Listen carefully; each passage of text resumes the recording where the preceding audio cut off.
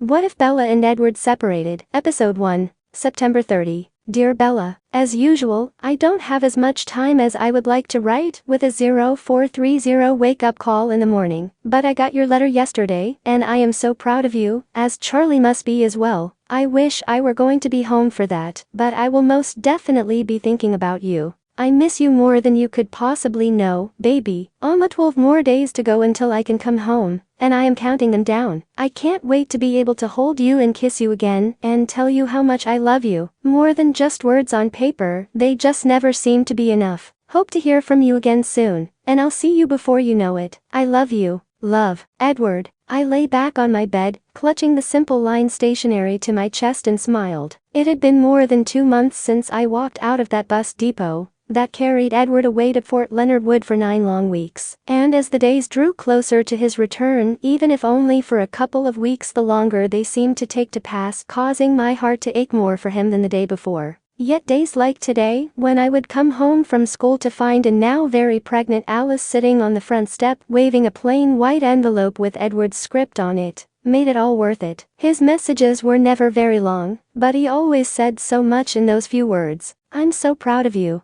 I felt a tear slide down my temple as I continued smiling at the ceiling. If he'd said nothing else in that letter, it still would have been enough. Last month, I had submitted a piece of my artwork to a statewide competition through much coercing by Charlie and Edward, and shortly thereafter, I was notified that it would be proceeding to the final round. The day I sent my last letter to Edward, I had received the news that my piece had won first place and would be displayed in downtown Seattle for the ceremony on November 11th, celebrating the anniversary of Washington becoming a state. Unfortunately, Edward would already be gone again by then, but his pride in my accomplishment radiated off the paper. I finally turned my head toward my nightstand, which now housed several small frames with different pictures of me and Edward, but the most recent addition was by far my favorite. The very first letter I had received from him after his departure contained this picture of him, sitting on a set of stairs in his fatigues and smiling at the camera. The very first noticeable thing in the picture was the absence of his hair, buzzed short and somehow making him appear so much older. I'd thought I would hate it, but as I stared at his eyes and his smile, I couldn't find him anything but devastatingly gorgeous. He was happy, and that was the most important aspect to me. Staring at the hot eye again, I heard Alice's voice from the doorway and looked up from the frame in my hand, where I was tracing his face with my fingertip. I bit my lip and shrugged slightly. I just miss him. With her hand bracing her back, she waddled over to her bed on the opposite side of the nightstand and lowered herself down. Somehow, after numerous nights of me wanting to pass out early on the couch, preventing my dad from watching his games, he had figured out a way to fit another twin bed into my bedroom for Alice. It was a tight fit, but certainly more comfortable than the stiff back and limbs from the nights on the couch. And it was far more soothing with Alice nearby on the nights I would still cry a little from missing Edward, at which time she would hand me the journal he left behind for me. And how many more hours are left? She teased, and I playfully threw one of my pillows at her. You're gonna miss me when I'm gone, you know. I released a sad breathy laugh and nodded. I had become so accustomed to having Alice around for the last few months. It was going to feel empty around here without her. I know. Poor Charlie is going to go through withdrawals. I'm afraid for him, really.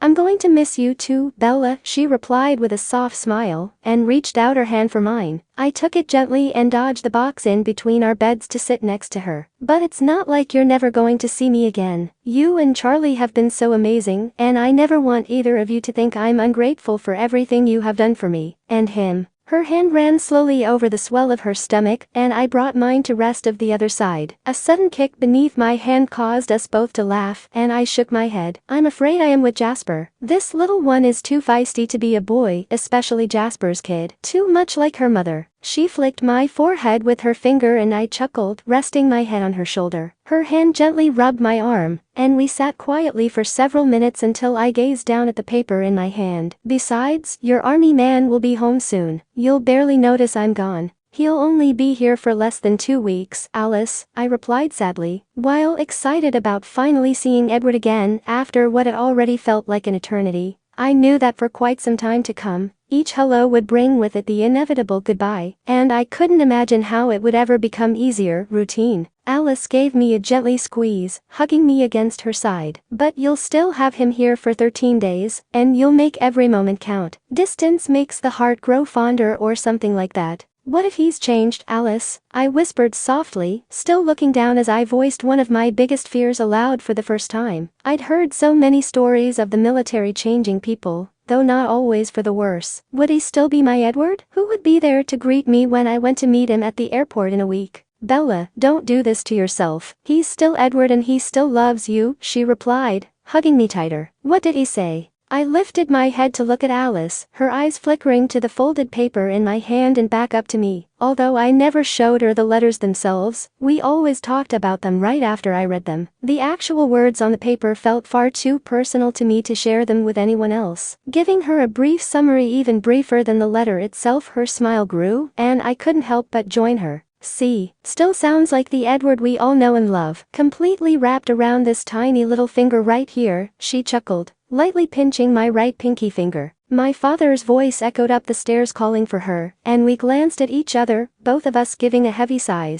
It's time, she said softly, giving my hand another light squeeze, and leaning down to grab to the box at her feet. Alice, what are you doing? I exclaimed, snatching the box from her hand and earning the infamous "I'm pregnant not porcelain" look that Jasper often fell victim to. Don't give me that look. You remember what Dr. Weber told you, right? No heavy lifting from now until the baby is born. It's not that heavy, she huffed before pushing herself up off the bed and walking toward the door. Yeah, let's just see what Jasper has to say about that, I replied knowingly as she rolled her eyes and began mumbling something under her breath about even kittens being too heavy. Jasper had impressed me far more than I ever expected in the last few months since finding out that Alice was pregnant. He had immediately found a job and saved everything he earned while still living with his parents to secure an apartment for them. He'd been to every doctor's appointment, and even came at a moment's notice a few weeks back when Alice began feeling some contractions. There wasn't a doubt in my mind that he would take good care of her and be an amazing father. And I doubt very much if Charlie could handle a baby being born in his living room.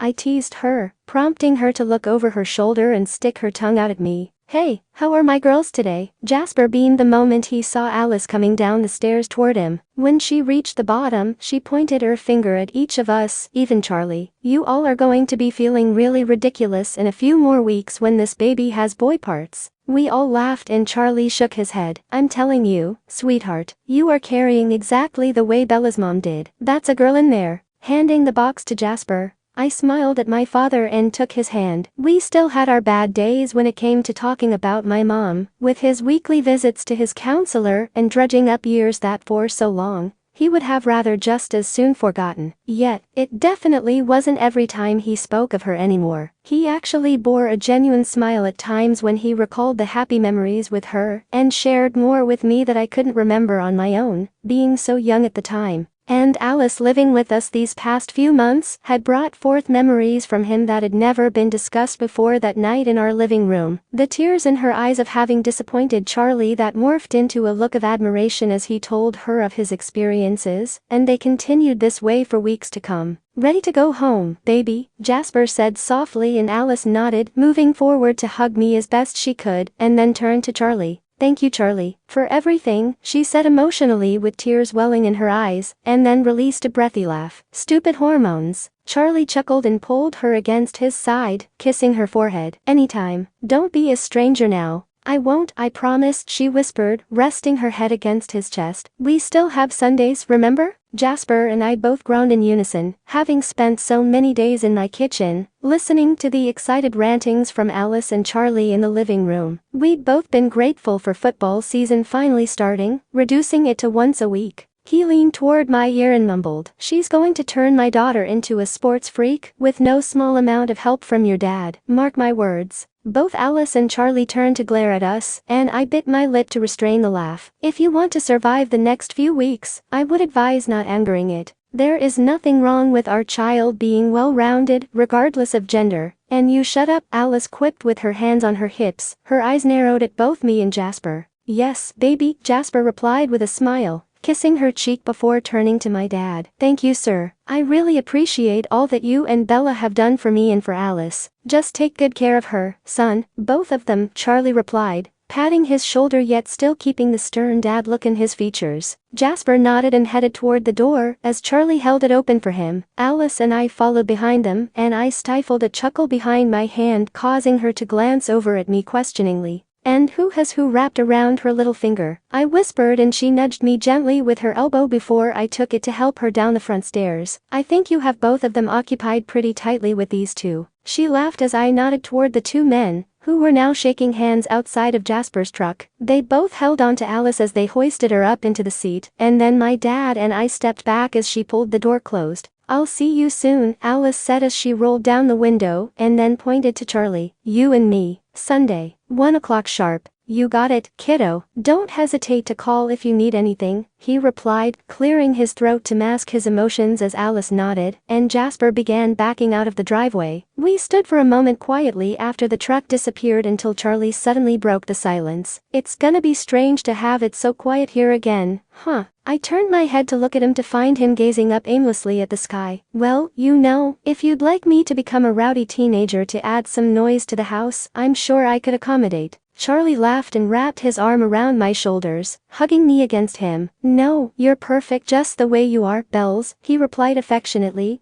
but still never made any motion to move back toward the house. I will say one thing about you two. You chose a couple of really good boys, both of you. I glanced up at him and he smiled down at me, gently kissing my hair. It shouldn't have surprised me to hear him say this, with the numerous occasions he had mentioned his respect for Edward and Jasper over the past several weeks, and commenting on what fine young men they were becoming. Yet it never ceased to amaze me, considering Alice and Jasper's situation being far from ideal, and the events of last December with me and Edward. I honestly believed that he would never recover from that, and Alice had quickly become like a second daughter to him. Thanks, Dad. Come on, I'll go start dinner so you can get to work and I can finish that essay for English, I said, tugging gently on his waist, and he nodded, following me inside. I stood in the kitchen an hour later, one hand stirring the Alfredo sauce and holding the copy of Memoirs of a Geisha in the other. I was so engrossed in the book that I was startled by my dad entering the kitchen, showered and in uniform, settling down at the table with his newspaper. Take your time, Bells, he said distractedly when I tossed my book aside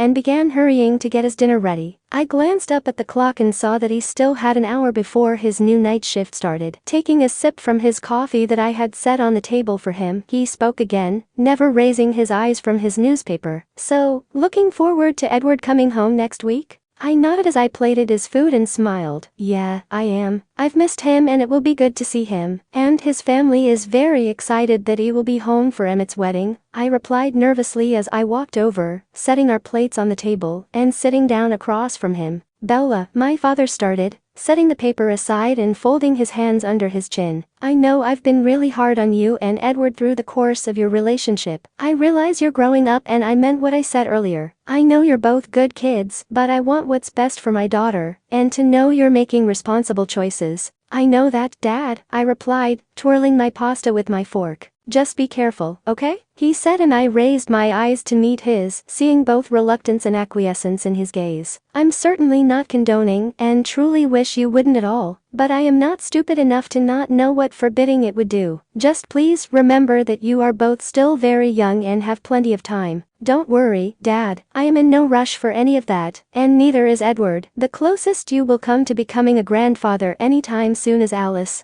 I smiled, reaching across the table to place my hand on his arm, and giving it a reassuring squeeze. He smiled in relief with a nod, and silently resumed eating his dinner. After cleaning up the dishes, I walked out to find my dad grabbing his gun belt and reaching for the door. Don't forget to lock up Bella, okay? Be careful, I said as he walked toward the door. Always am, he smirked at my daily parting ritual, never losing sight of the fact that even in a boring town such as Forks, his job was still a dangerous one. He hugged me gently and then walked down the front steps, digging his keys from his pocket as he made his way to his cruiser. Sitting at my desk later that night and finishing up my essay, I realized completely that I was alone in the house for the first time in months. I reached for the picture of Edward that I had been staring at earlier, having since set beside my monitor. Gazing down at his face and his smile, my mind began to wander over the last 8 weeks without him here. I missed his voice and his laugh. His car parked in front of my house every morning to drive me to school. How much I despised the empty feeling of walking the halls of Forks High completely alone, since Alice had also not returned this year, opting instead for studying for her GED after the baby was born. The ceaseless harassing from everyone at school, mostly Edward's prior conquests, calling me an idiot for believing that he was really coming back while the guys simply flirted, assuming I was up for grabs. The loneliness between letters from him, but filled by the journal he left behind. The journal that had been the only thing getting me through the never-ending days. I set the frame down and stood to retrieve the small book from the drawer beside my bed, and laid back against my pillows reading the next entry from where I left off the night before. Once again, I could almost hear his voice as I read the words. Dropping you off after our date tonight made me realize something that I have been trying so hard not to think about all summer. A week from tomorrow, I am leaving for basic, and while I don't regret this course of my life, I do regret that I am going to be almost 2,000 miles away from you and won't be seeing your face and hearing your voice every day. Is it strange that I already miss you, and I'm not even gone yet? While I can't believe how lucky I am to have you home waiting for me, I have to admit, I am also selfishly grateful for it. You are the one thing that has kept me going and grounded for so long now. I can't even begin to imagine my life without you. I can only hope that I become a man worth waiting for. You have so much faith and belief in me. I am going to try my damnedest to do everything in my power not to disappoint you and make you proud. I love you so much, Bella. Never forget that. You'll always be my firecracker. Love, Edward. I closed the book with tears in my eyes and immediately grabbed my stationery out of the same drawer. As I set the journal back inside, staring down at the sheet in front of me, my pen began moving across it. Dear Edward, I read an entry in the journal tonight, and I knew this just couldn't wait until next week. You always have and will be worth waiting for, and I have never been more proud of you than I have in the past few weeks. Even missing you as much as I do, you made a decision and followed through with it, and you're flourishing. How could I ever be anything but proud? There is nothing you could do to make me feel anything but pride in being your girlfriend. I love you, Edward, and I hope there isn't a single second that you doubt that. I can't wait to see you next Tuesday, although if I could ask one favor, I am dying to see my man in fatigues, so will you wear them? I'm counting down the days, too, baby. Love, Bella. Pulling an envelope out of the box, I smiled as I scrawled out PVT Edward Cullen Fort Leonard Wood, Mo, folding the letter and sliding it inside. I sealed it and placed a stamp on it, intending on throwing it in the mailbox on the way to school the next day, so that it reached him before he left, and with pen still in hand, I knelt on my bed and drew out a slash across October 5. 8 more days to go. Really counting the days, I murmured, sliding out of my pants and snuggling between the sheets. Not for the first time in the week since Edward had been gone, I awoke in the middle of the night from an intense and extremely vivid dream of him, reaching out and touching him, feeling his body against mine as he kissed me. This was always the worst time of the day for me, too late to distract myself, too early to get up, and due to the lucidity of the dream, also in a state of arousal that could not be quenched for over a week if even then. As much as I wished I could spend every waking moment with Edward when he returned, I knew that I was not the only one who was anxiously anticipating the 2 relatively short weeks that he would be home. Carlisle and Esme were already preparing for their trip to Missouri for his graduation, while Emmett had made arrangements to pick me up from school to drive to the airport in Edward's car. If there was one thing I was certain of, it was that he would be dying to drive his own car again. I would have him all to myself that night, at least after dinner with his family. But in the meantime, I could only wait. Staring at the red blazing numbers from my alarm clock, every minute seemed to pass more slowly than the last. 3:07 a.m. Still another hour before my dad would walk through the door, and he had already begun to worry once weeks ago when he would find me awake at all hours of the night. So going downstairs and alerting him to my awakened state was not an option. I could try to fall asleep, but I knew I would only be met by more dreams, and that was not conducive to a productive school day ahead of me. So instead, I just stared at the moonlit ceiling, ignoring the time and space around me. It was now Tuesday, one more week until Edward came home. Monday, October 12th. Mr. and Mrs. Cullen had left last night to fly to Missouri for Edward's graduation from basic, and I was now pacing my hallway waiting for my phone to ring. They assured me that they would call as soon as they got in from the ceremony, and glancing at the clock, I saw that it was now 8 o'clock. It was getting late. Where were they? My entire body jerked as the shrill ringing of the phone filled the air, and I hurriedly flipped it open and brought it to my ear. "Hello, how is he?"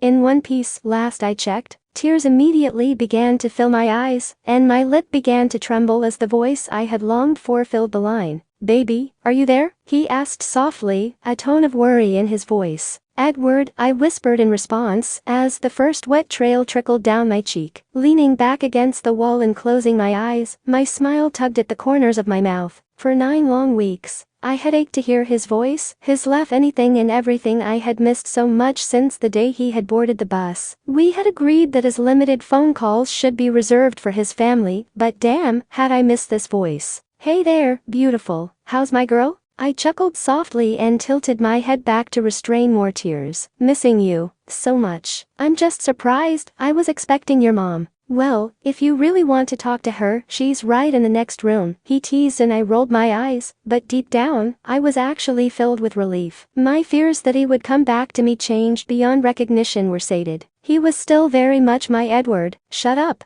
I retorted with a laugh, and slid down the wall to sit on the floor. "God, it's so good to hear your voice. I never thought I would miss it so much." He sighed heavily, and after several quiet moments, I heard the mattress groan underneath him as he moved, followed by the brush of fabric against the phone. "I've missed you so much, baby. Is it tomorrow yet?" "I wish," I replied, pushing myself up off the floor and walked up the stairs to my room. Kicking off my shoes at the door, I made my way over to crawl under the blankets. "Then I'd be doing more than just hearing your voice." "Really? And what would that be?" he asked in an amused tone, followed by a groan as he audibly stretched. "Guess you'll just have to wait and see, Private Cullen," I taunted, trying to refrain a chuckle as I hugged my pillow. "Oh, I'm gonna get you for that," he retorted in a gravelly tone, and a soft giggle emitted from me. "But I'm gonna have to let you go, baby. It's been a long day, and we have to be at the airport early." My heart sank slightly. Even though he truly did sound exhausted, I didn't want to let him go. "He'll be home tomorrow," I mentally chastised myself for my selfishness. "Get some sleep. I'll be waiting for you at the gate tomorrow." I look forward to it," he replied in a mumble, and his breathing began to slow. "I love you, Bella." "I love you too, Edward," I whispered into the phone as his voice began drifting as he spoke. "Good night." "Night." I closed my phone, disconnecting the call, and pressed it firmly to my lips. 20 more hours. After all these weeks of waiting, I only had 20 hours more before I'd have him in my arms, his lips against mine, breathing and soaking him in. And yet, it still seemed an eternity away. Melodramatic much, Bella? I tossed and turned all night, unable to fall into a comfortable sleep. I was far too anxious, and finally at 5, I got up and showered, even taking the time to put on some makeup, and stowing it in my bag to touch up before leaving school today. 11 hours more. All through the school day, I ignored every stare and remark that had been nipping at me for the last 9 weeks. Even at lunch, when Jessica Stanley and her cronies threw their routine cheap shots at me, I remained unfazed. He was coming home. 5 hours. When the final bell rang for the day, I sprung from my seat and raced out of the building to find Emmett parked out front in Edward's Trans Am. As soon as I climbed in, I lowered the visor and gently dabbed my finger under my eyes, where the slightest bit of mascara had run over the course of the day. "You look great, Bella." I doubt Edward will care about a little smudged mascara. The last thing he'll notice, if you ask me. Emmett chuckled with a wink as he shifted the car into gear and pulled out of the parking lot.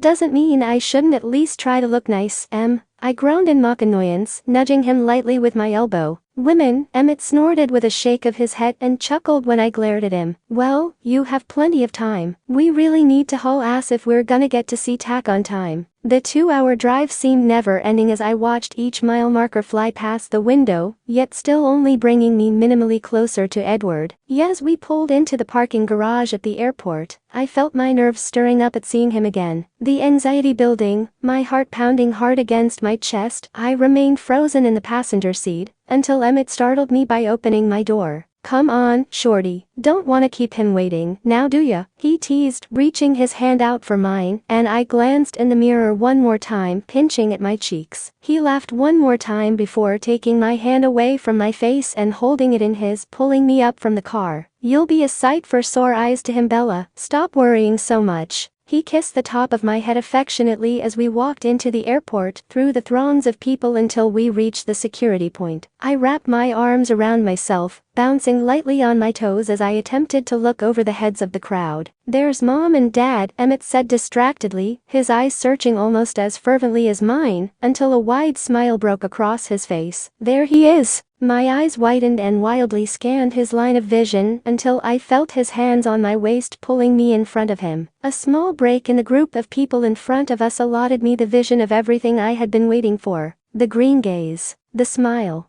the fatigues. My 9 weeks of hell were finally over. 9 weeks. For 9 long weeks, the only thing I had keeping me going was a small photograph in my wallet. The same picture I was taunted over by my bunkmates, as us army boys often do. Many of us had girlfriends back home, receiving letters and pictures, and nothing was private. Bella had become the topic of several conversations each time I received a letter from her, constantly being asked by them things such as how could I leave such a beautiful young thing behind? How insane I was for choosing the army over that. The fact was that even though I wished I could have it both ways, I had no regrets on this course of my life. I loved being in the army, and I felt a sense of pride in my accomplishments. Every day I grew stronger, faster. No, it wasn't the army that had put me in hell. The physical absence of Bella in my life had been more unbearable than I had ever imagined. I knew it would be hard for both of us, that I would miss her smile and her laugh, the adorable way she bit her lip when she was nervous or concentrating on something, and of course, feeling her in my arms. However, imagining it and living it, I had found to be two entirely different things. Every night before lights out, I would stare at her picture, or read her frequent letters that I rarely had the time to reply to as thoroughly as I would have liked. I knew she understood, but I swore I would make it up to her when I got home. One letter that I knew I needed to respond to immediately came about a week ago. The pride that filled my entire being when my girl told me about her artwork taking first place could not be contained. I had always been in awe of her talent, and feared that it would go to waste if she didn't use it. I knew Bella would be able to do amazing things with her ability to capture such beauty on paper, if she could only find the confidence. "Cullen," I heard my name called out during mail call, and my brow furrowed as the envelope was tossed in my lap. With my impending return home in 5 days, I had not expected any more word from Forks before my arrival, and my instinctual response was worry. But as I looked down, a smile came to my lips as I gazed upon the familiar pink stationery, and the unmistakable scrawl of my beautiful girlfriend, and I eagerly opened it.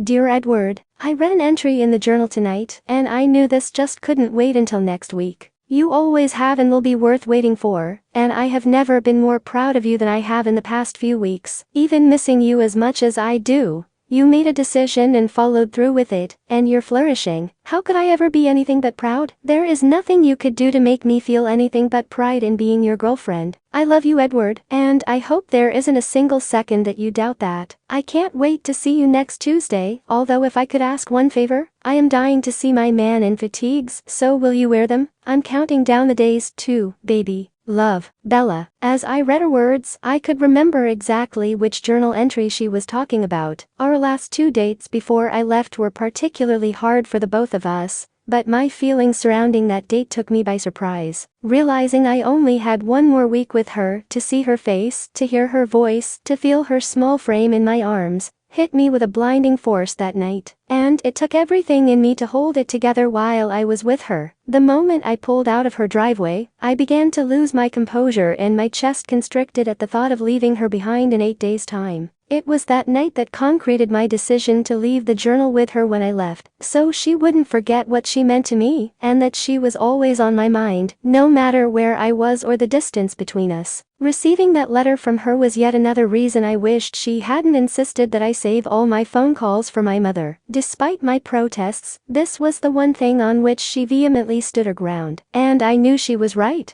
Although my mother had, in her own way, come to terms with my decision and my impending departure, I couldn't argue with Bella when she said it would be much different when I was miles away. And of course, her point was proven from the very first phone call to my mother. I could hear the anguish in her voice every time we had to say goodbye after an all too brief phone call, but I still longed to hear Bella's voice, to hear her tell me that she loved me, and to be able to reassure her of the same after a particularly hard day at school. Her letters had told me of the barrage of insults she'd had to endure from the girls, and although she never mentioned it, I was sure the guys were not much better. I was not ignorant to the fact that despite her view of herself, Bella was not an undesirable girl, and my absence would bring them out in droves. That thought had my base instinct of jealousy ignited on more than one occasion. While I wasn't concerned about Bella's response to their inevitable advances, I didn't want them anywhere near her, and I knew it was also quite possible for her to become overwhelmed, and there was nothing I could do to protect her from where I was. So while I enjoyed spending the evening with my parents tonight, I could not wait to get back to the hotel and call her. It was something that I had been longing for 9 excruciating weeks, and to say I was anxious was an understatement. I could hear both of my parents chuckle as my mother handed me her phone and I hurried into the bedroom of our suite, my impatience exuding from me. The moment I heard her voice, all my anxiety melted away, and the calming effect she always had on me took hold. I wished I could have talked to her all night,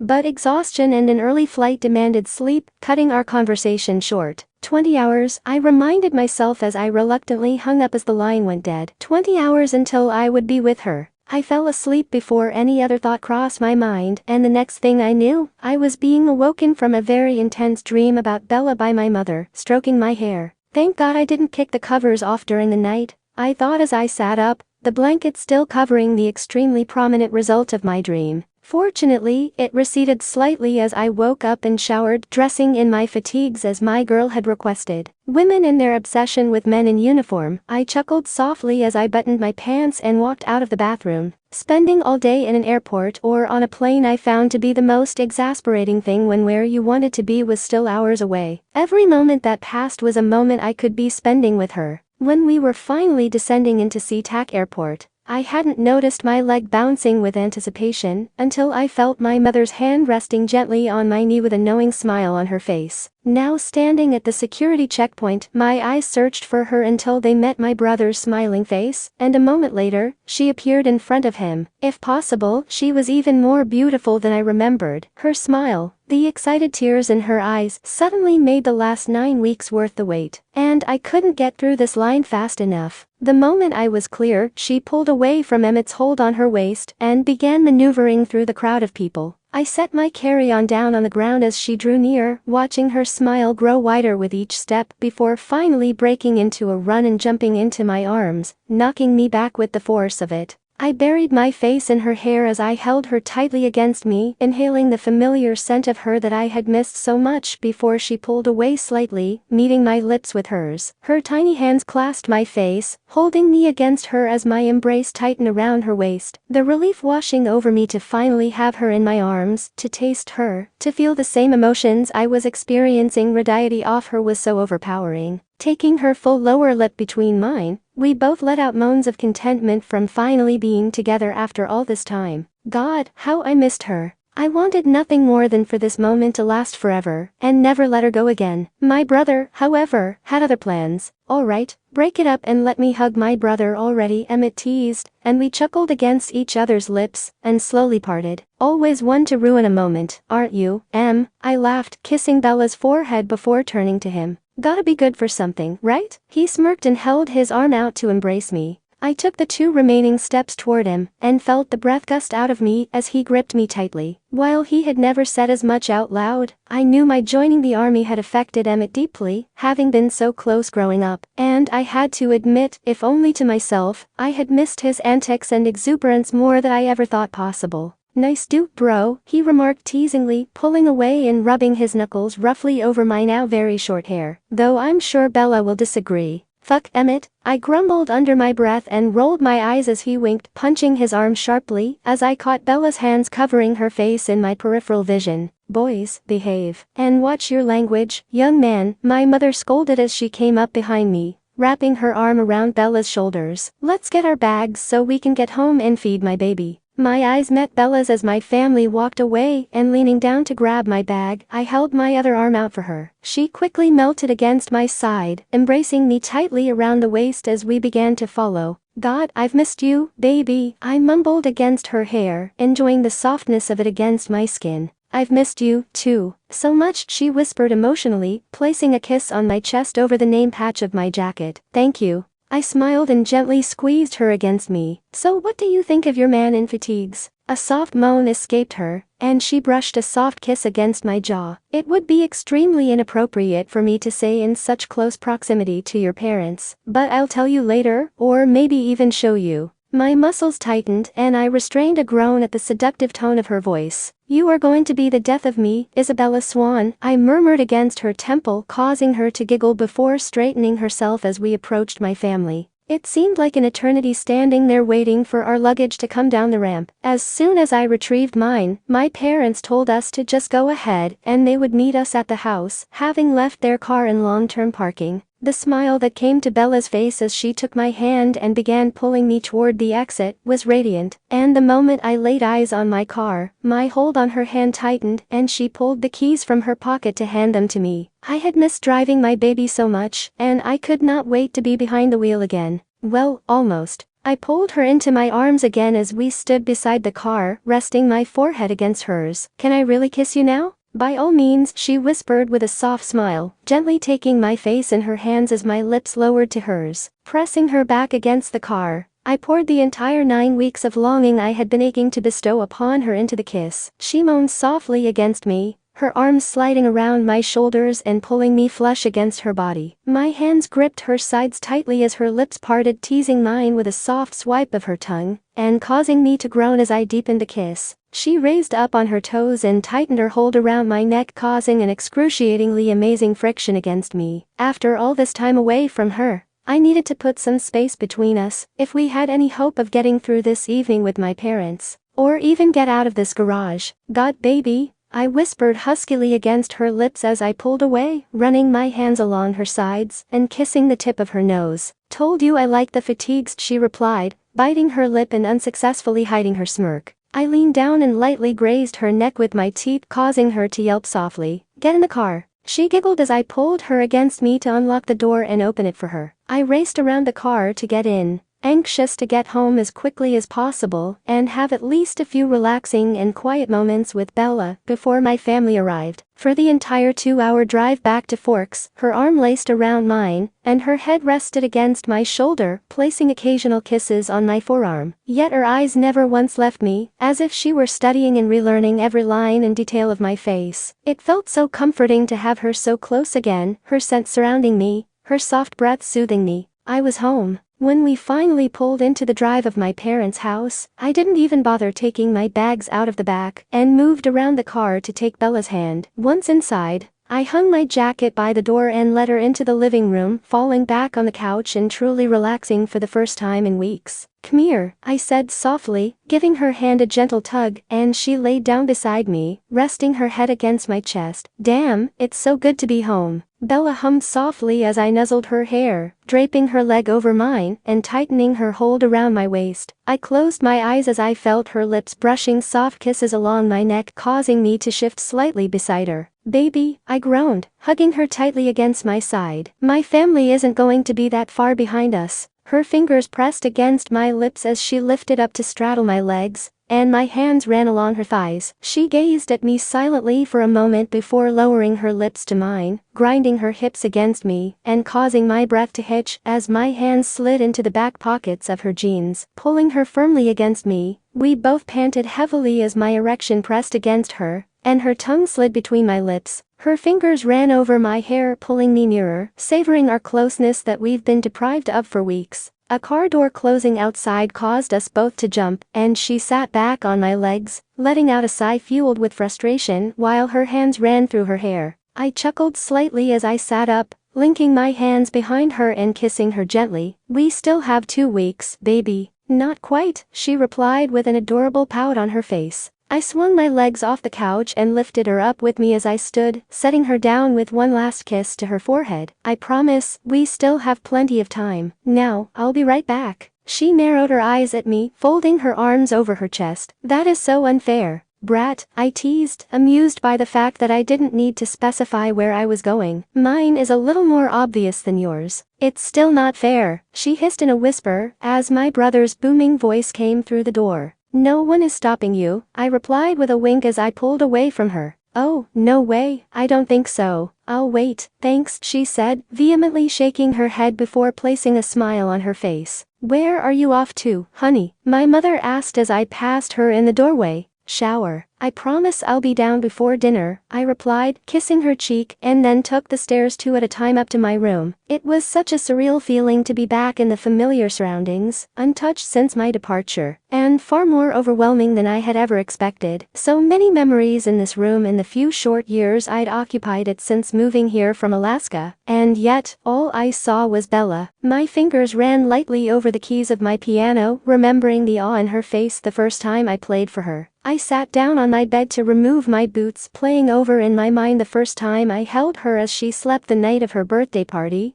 and making the decision to be anything she needed. Never would I have imagined that within a week, in the same bed, I would be making love to what had become the most important part of my existence for the first time. At that thought, I pushed off the mattress and lifted the shirt from my body. Emptying the pockets of my pants, my fingers grasped the chain of yet another memory from that bed. I tugged it gently from my pocket and smiled at the remembrance of last Christmas, her anxious face as I pulled away the wrapping and lifted the engraved dog tags from the small box. I kissed them gently as I set them down on my dresser and made my way into the bathroom. It was the same night I gave her the ring that still adorned her right hand. In a different time and place, it would have been placed on her other hand with an entirely different purpose, if only she were just a few years older. From the first time I made love to her, feeling the intense connection with her and then finally telling her that I loved her, there was never another doubt in my mind that she was the one. She was the only one I could ever envision making my wife, of mothering my children, of spending my life with. She was everything to me, and being away from her all this time only solidified these thoughts. She was my future.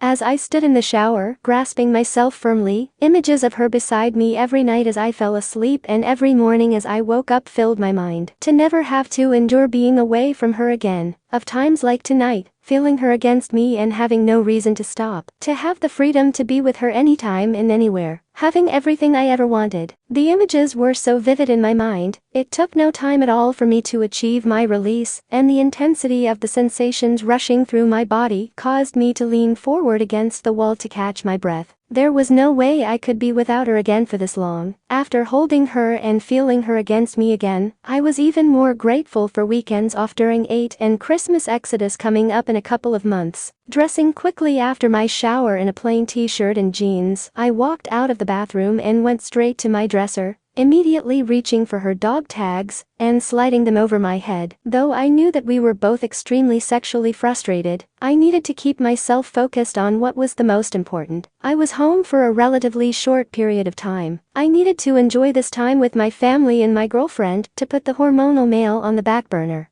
However, those thoughts were quickly lost as I hurried out of my room, nearly running directly into Bella in the hallway. Her smile brightened her face as her eyes ran the length of my body and stopped on the chain around my neck, then her arms wrapped around my waist. "Looks good. Feel better?" she asked, raising an eyebrow as she lightly brushed her lips against mine. "For now," I replied, laughing as her hand swatted my ass, and I linked my hands behind her. "You know I'll make it up to you, Bella." You always do," she smirked, tightening her hold around me. "And Charlie is working nights now." The suggestive tone in her voice as she kissed right below my ear caused me to groan and bury my face against her shoulder. "Baby, you are defeating the purpose of my shower." "Oh damn," she replied sarcastically, pulling away from me and taking my hands. "Your mother asked me to come up and tell you it was time for dinner anyway." She bit her lip as nonchalantly turned away, releasing my hands and shrieking slightly in a giggle as moved up quickly behind her with a growl, wrapping my arms tightly around her waist. Conversation was kept light over dinner until Bella and Rose joined my mother in the kitchen, while my father, Emmett, and I moved outside to the patio. My father's understanding smile and my brother's intrigued expression as I told him of my daily life was all the encouragement I needed. We talked for over an hour about all the things I had seen and done at Fort Leonard Wood and all the people I had met, including a Seattle native, Riley Bishop, with whom I'd formed a particularly close friendship and would also be joining me at Aberdeen in 2 weeks. "That's all you, bro. You'd never find my ass up before sunrise for anything," Emmett finally said, shaking his head. "Yeah, well, there has to be a slacker in every family," I retorted, punching his arm lightly as I stood from my chair. "Oh hell no, you didn't," Emmett shot back, shooting up from his own seat and chasing me across the lawn, before tackling me to the ground in a headlock. "Who's the slacker now, little brother?" We laughed out loud as we rolled around the grass like we did when we were kids until our names were called from the patio, and we both looked up from wrestling to find all three women with identical annoyed looks on their faces. Glancing at each other briefly, we shrugged and stood up off the ground, continuing to jab and shove each other all the way back to the patio. Bella has school in the morning, Edward, my mother said sternly with her arms folded over her chest, and I glanced over at Bella, who was gazing at me pleadingly. I walked toward her, wrapping my arm around her waist and pulling her against me. Her arms slid around me, holding me tightly as I nodded to my mother. Yeah, I guess I better get her home. After saying goodnight to my family, she walked with me out to the car, and was uncharacteristically silent throughout the entire drive back to her house. The moment we were parked in the driveway in front of her house, she leaned across the seats and captured my lips with her urgently, her hands clasping my face firmly. Don't leave yet, she whispered softly against me, crawling across the seats and into my lap. My hands gripped her thighs on either side of my legs as her kiss grew more urgent, sliding her arms around my neck tightly to pull me against her. I tilted my head back to break the kiss long enough to catch her attention and speak. Baby, is that why you've been so quiet? You thought I was just going to drop you off? She shrugged with one shoulder, her eyes dropping between us as her fingers trailed down my chest to the tags. It was getting late. I wasn't sure. Bella, look at me, I said softly, holding her face in my hands, and her eyes slowly rose to meet mine as my thumbs grazed her cheeks. You really think that after all this time, I'm going to waste a single minute with you? A smile teased at her lips until finally returning completely just before returning them to mine passionately. First, let's get in the house, though, I mumbled against her lips, and we both chuckled as she hit the horn with her elbow as she began shifting to get out. Yeah, might be a good idea, she replied, moving back over to her side and grabbing her backpack and purse before exiting the car. The moment we finally closed the door behind us inside the house, she jumped into my arms and wrapped her legs around my waist, attacking my lips fervently. I need you, Edward, now, she panted, tugging at my bottom lip with her teeth. I groaned against her lips and began walking up the stairs with her still in my arms to her room, falling onto her bed in a flurried rush. Her grip on me tightened, pulling me flush against her, while her hips lifted up against me. Weeks of longing and aching for her began to take over as I sat back on my legs, pulling her up with me to lift her shirt from her body, and running my lips against the soft curves of her breasts. Just as I was unhooking her bra, her cool fingers slid beneath the rim of my t-shirt, running along my skin to remove it.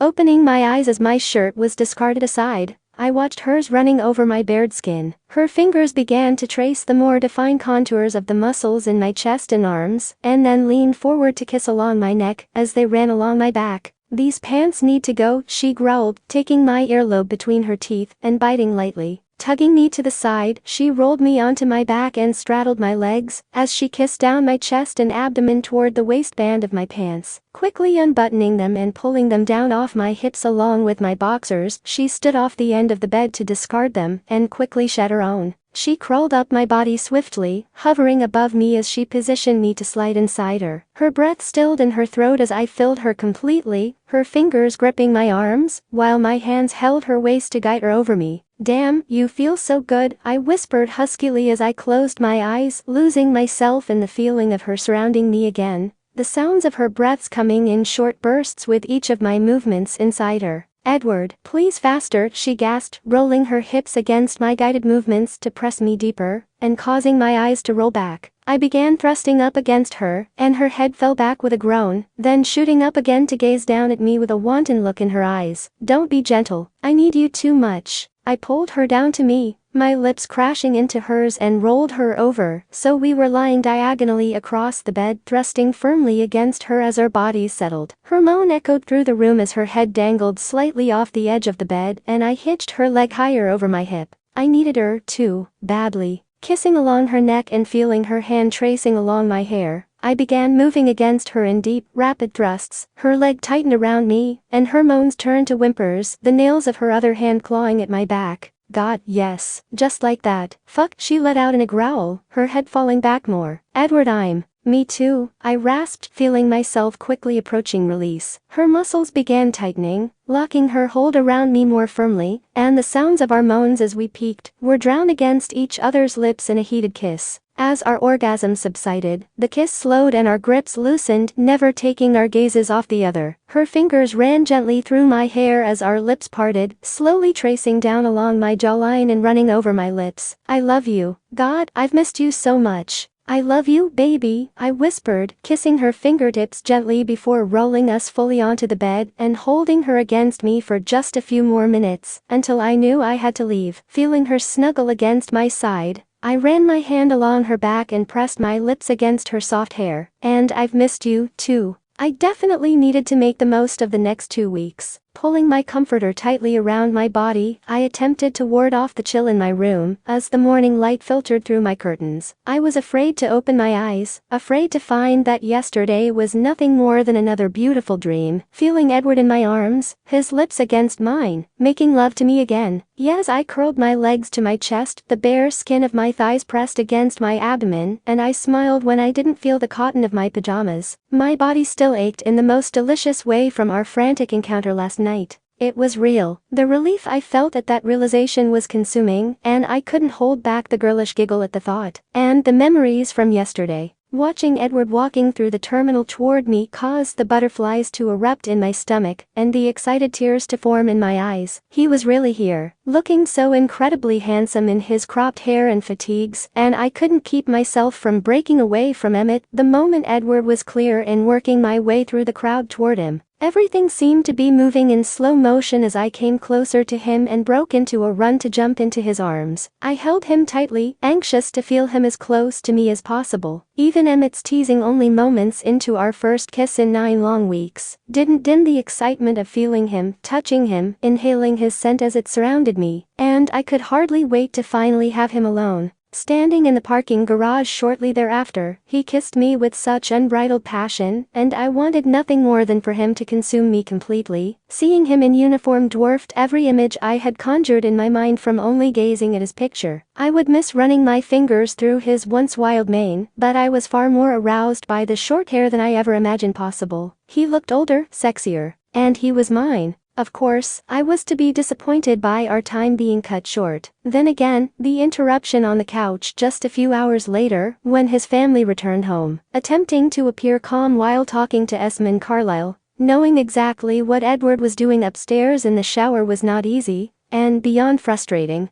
We still had several hours before we could have any significant time alone to really enjoy each other. Therefore, I jumped at the opportunity when Esme asked me to run upstairs and tell Edward it was time for dinner. A few minutes were better than nothing by then. While mourning the loss of the fatigues when we practically ran into each other in the hallway, my heart pounded in my chest at the sight of him so casual again. The jeans resting low on his hips, his gray t-shirt clinging tightly to his sculpted chest and leaving the firm muscles of his arms exposed, and my dog tags hanging around his neck. Teasing and feeling so carefree with him again as he grabbed me around the waist from behind and carried me down the stairs was refreshing, as was watching him wrestle with Emmett after dinner. It allowed me to simply enjoy him, with no thought at all about the temporary nature of our time together. Everything was back to normal, for now. When we arrived at my house, a sudden dread settled over me. I didn't want to waste a single moment of these 13 days. And I feared that because of the late hour, our time together would be cut short. I pulled him to me as I leaned across the seats, hungrily seeking out his lips and climbing into his lap, begging him not to leave. I wanted him so badly, having missed the physical connection between us as well. Fortunately, he was just as unwilling to leave as I was to let him go, and after fumbling out of the car and into the house, he carried me up the stairs and laid us on my bed. A shiver of desire had run down my spine the moment I lifted his shirt from his body, admiring the more defined muscles in his chest and abdomen, with both my eyes and fingertips. The urge to pull him close, to hold and grasp and never let go was so strong. I wanted him badly. I needed him.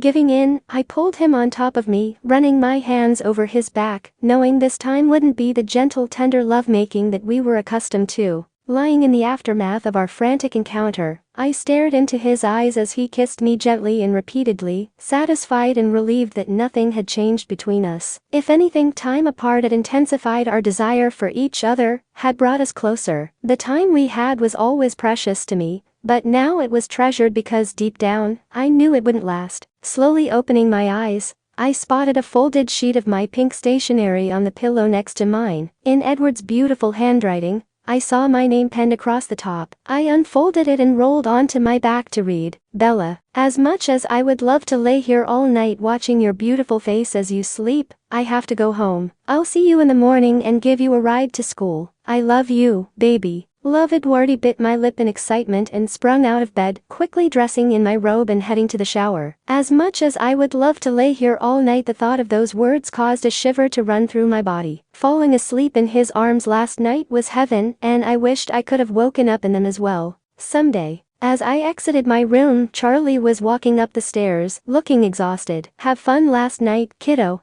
I nodded, trying to contain my smile as he stopped for a moment outside my door. Yay! The Cullens were so excited to have Edward home. It was nice to be all together for dinner again. "Just remember, homework comes first, Bells," he said in his paternal voice, raising his eyebrows. "Yep, and home by 11. Got it." I rushed out, kissing his cheek and moving past him into the bathroom. After showering quickly, I dressed and gathered my things for school, so anxious to see Edward again. I was just stepping out the door as he was turning into my driveway. I smiled, seeing him there, unable to let the bitter October weather drag me down. Based on his grin, I wasn't the only one. Before I could get to his car, he stepped out, eagerly pulling me into his arms for a kiss. "Morning, beautiful," he murmured softly against my lips, tightening his hold around my waist. "And a good one at that," I replied, the memories of our passion last night still fresh. I didn't want to leave, and I had no qualms in making that clear. "I really don't want to go to school today." He chuckled and brushed a kiss on my forehead. "I really doubt that would go over well with Charlie. I have things to do today anyway, and then I'm all yours tonight, alright?"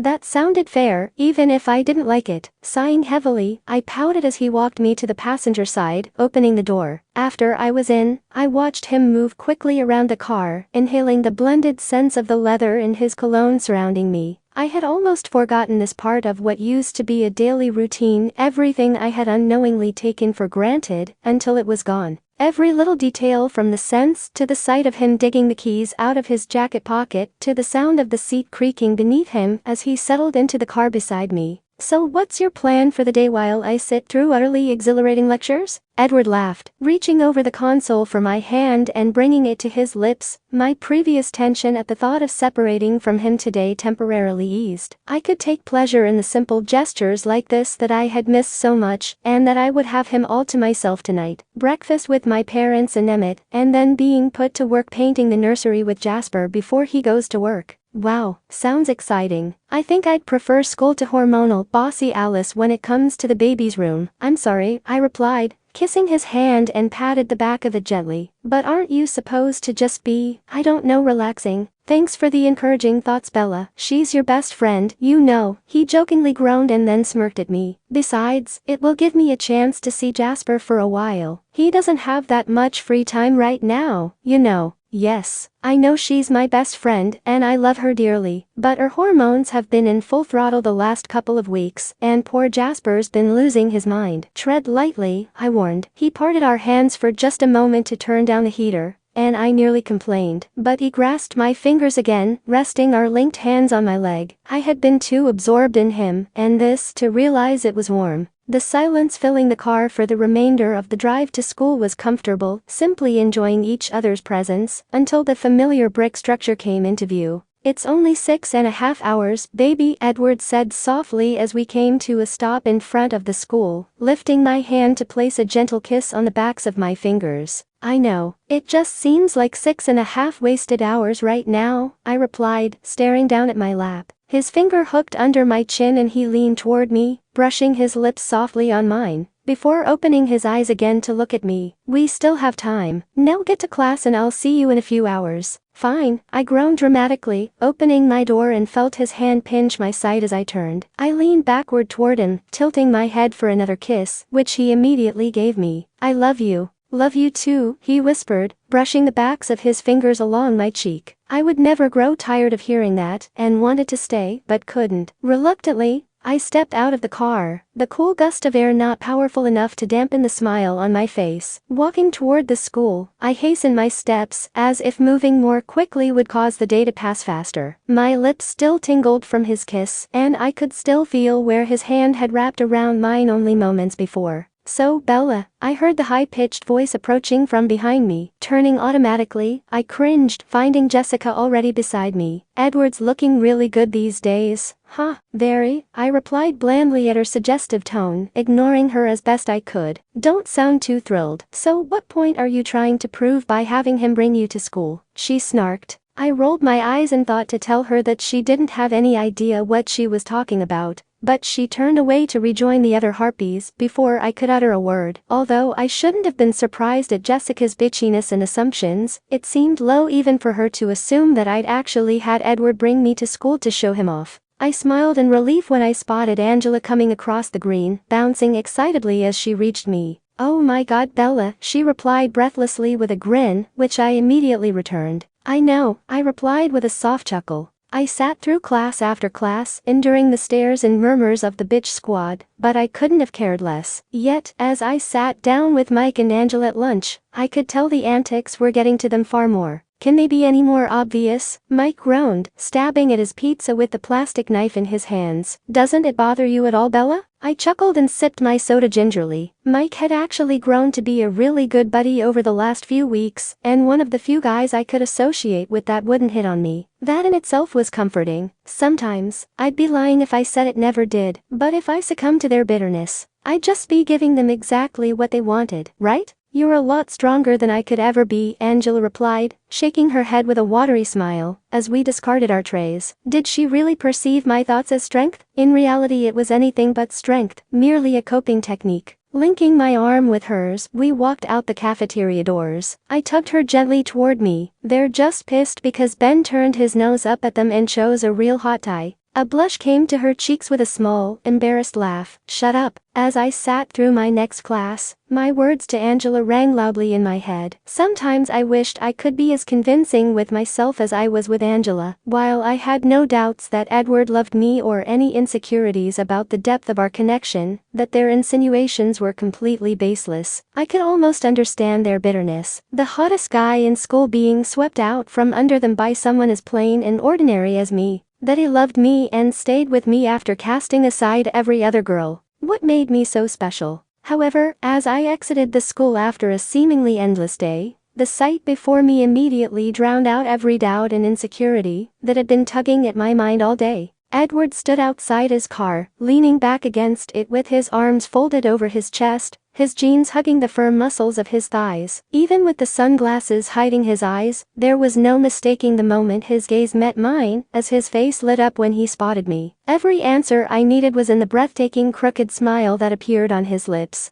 I evoked that from him. That was my smile. "Hey there, handsome, been waiting long?" I teased as I stopped in front of him, resting my hands on his sides. "All day," he said softly, raising his palms to cup my face gently between them and lowering his lips to mine. I whimpered softly, dragging my nails along his chest and gripping his shirt, urging him to deepen the kiss. I needed this moment of closeness with him, but all too soon, he broke away and I groaned in protest. "Did the vultures behave today?" I opened my eyes to look at him, watching him nod behind me. I turned to see a group of people, guys and girls alike, staring at us with varying looks on their faces, everything from disbelief to disgust. My hands gripped the sides of his jacket and rested my forehead briefly on his chest before looking back up to him.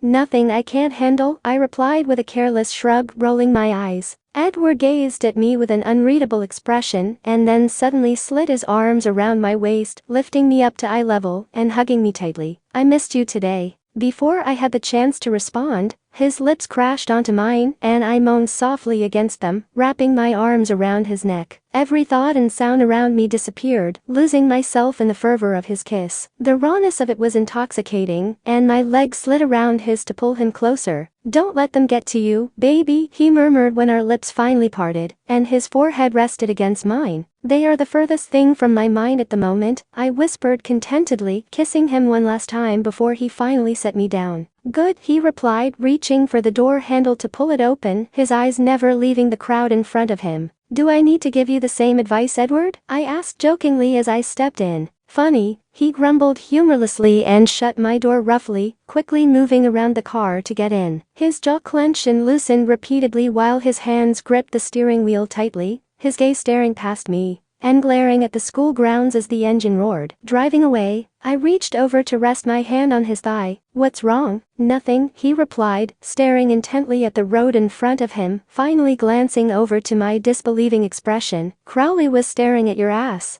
I snorted a laugh, squeezing his leg gently. Edward, are you jealous? I asked with a smirk. You know that's really not attractive. No, he retorted defensively and then rolled his eyes, taking a hold of my hand. He just needs to keep his ogling eyes to himself. Pull over, I said firmly, and his eyes snapped over to mine suddenly, gazing at me in confusion. Pull over, Edward. He released my hand at my insistent tone and brought his own back to the steering wheel, turning off to the side of the road. Shifting the car into park, he cut the engine and leaned back in the seat. Do you trust me? I asked bluntly, and his eyes closed as he let out a sigh. You know I trust you, Bella. It's them, he breathed out in frustration, his palms dragging along his thighs. Lean your seat back, I said, beyond irritated at the tense air between us. He did as I asked, and I climbed over onto his lap, tracing my fingers along his cheek and coaxing him to open his eyes to look at me. How many times have you told me in the past that it doesn't matter what any of these girls do or say, that you are mine, no matter what?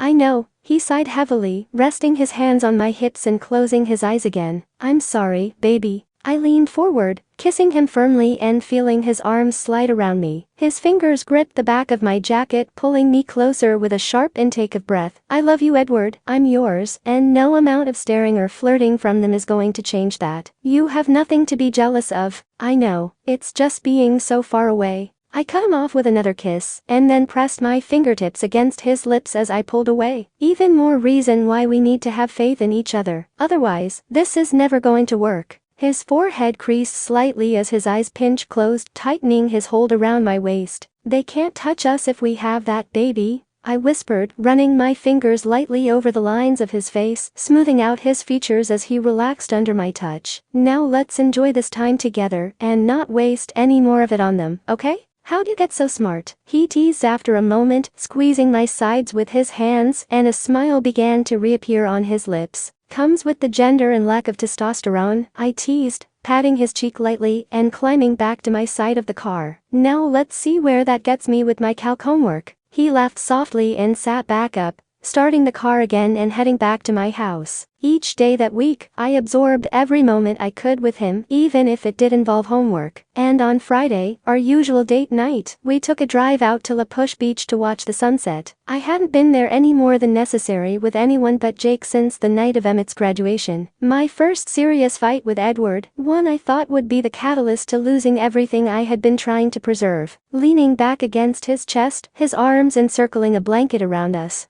I realized exactly how far we'd come in the last year. When I sat here with him last, he was comforting me in my drunken state as I cried myself to sleep in his arms, mourning everything I thought I had just destroyed. Now I was here, simply enjoying the warmth of his embrace, the feel of his lips against mine, anytime I felt the urge and turned my head. We were stronger because of the challenges that life had set before us, not in spite of them. What are you thinking about? He whispered softly as we stared out across the water, watching the sun slowly disappearing beneath the waves. You, us, I answered simply, nuzzling my head back against his shirt and running my hand along his thigh beneath the blanket. About our date tonight being cut short for a bachelor party. Edward chuckled softly at my mock pout and kissed my cheek. Well, I'm only banking on my brother getting married once. I'm just glad that I'm going to be here for it. And you are going to be plenty occupied tonight keeping Rose calm about tomorrow. You'll hardly even miss me. That's not true, and you know it as well as I do, I retorted, turning my head to gaze up at him. I can see them whenever I want. You, on the other hand, I only have 9 more days left with. My hand slid from beneath the blanket to rest on his face, meeting his lips with mine, and grazing my teeth lightly over the bottom one. His groan rumbled against my back as his arms encircled me tightly.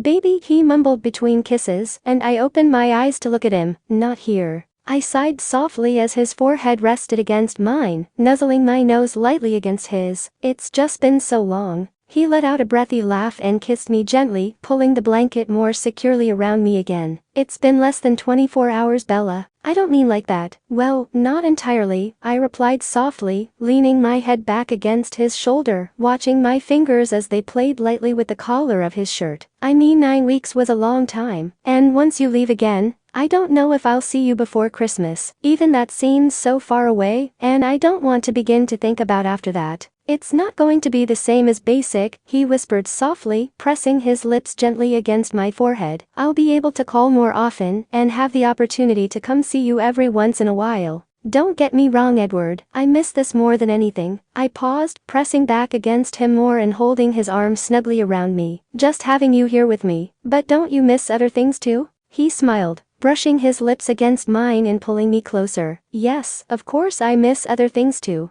Don't mock me, I quipped, narrowing my eyes at him. I'm not mocking you, he replied, but was unable to refrain from chuckling, and I lightly slapped his arm. Believe me, Bella, I would much rather be with you than take care of things myself. Wait, take care of things yourself? I asked, staring at him incredulously. You mean like take care of things? Well, yay, he drawled out, nodding his head. What else? You can't be serious. With all those guys around, and I mean Charlie is right down the hall from me, there's no way, I rambled, shaking my head in disbelief. Yay, privacy is not easy to come by, he finished for me, bringing his hand to my cheek. But with a beautiful and sexy girlfriend back home, thousands of miles away, in addition to some of those letters, my eyes fell and I bit my lip. A blush came to my cheeks as I remembered exactly some of the things I wrote in those letters to him. Never write a letter in the midst of sexual frustration again, Bella. Did you honestly think I went through all those weeks without anything? I shrugged in response, still unable to meet his eyes. Did you? He asked, tilting his head slightly to catch my eyes, a look of astonishment on his face. Not even once? I sighed in exasperation, pulling away from him and hugging my legs to my chest. No, it wouldn't be the same if it wasn't you touching me, so what's the point? He hummed softly behind me as he moved forward and pulled me back into his arms, brushing his lips against my neck. Of course it's not exactly the same, and I would definitely prefer otherwise, but it's amazing what the mind can do when we really need it to. Otherwise, I think I would have gone crazy without you all that time, and not just sexually. What? I asked, turning my head to face him. Here, I'll show you, he said, kissing my nose gently and backing away from me again, guiding me down to lie on the sand. Close your eyes, Bella. He draped the blanket over me, and I hesitantly complied, taking a slow breath as my lids fell closed. Now imagine you're in your room, and I'm not here.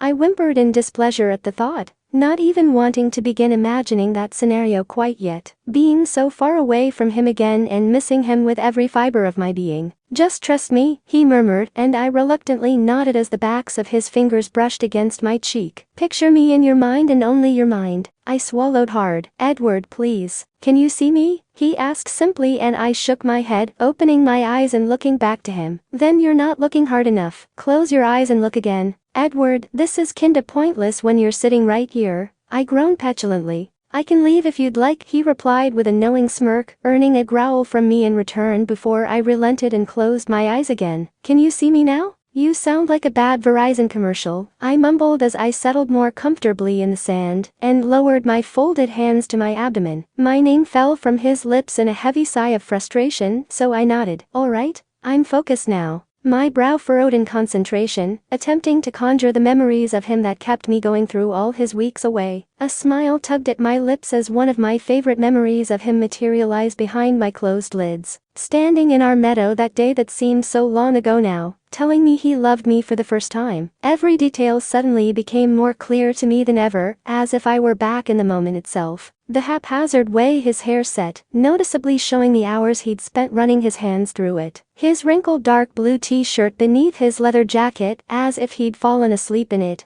though the hint of circles under his eyes contradicted that idea. But even they were not enough to diminish the sheer beauty of this man I loved. "I can see you," I whispered, keeping my eyes closed and watching my vision of him. "What am I doing?" He replied just as softly. "You're holding my face, kissing me and telling me that you love me," I quietly answered. "Tell me more." I took a deep breath in an attempt to focus, and I shivered. I felt a cold chill run through me, as if I were completely detached from this moment with him and inside my imagination instead. "I smell wet grass. Your hands are so warm. I can't get close enough to you, or kiss you enough." "Try another one," he said gently when the anxiety filled my voice, as the all too familiar yearning returned all at once, aching from his absence. I attempted to clear my mind again, rubbing my face roughly with my hands when he reappeared yet again. "You're on my bed, Bella," he sighed, and I could almost hear him shaking his head. "Not like that," I groaned, rolling my eyes behind my lids. "Just lying with me, running your fingers through my hair." I felt my entire body unwind as I lost myself in my musing. It all felt so real, even though he was sitting at least a foot away from me, his arms around me, my leg draped over his as my head rested on his chest.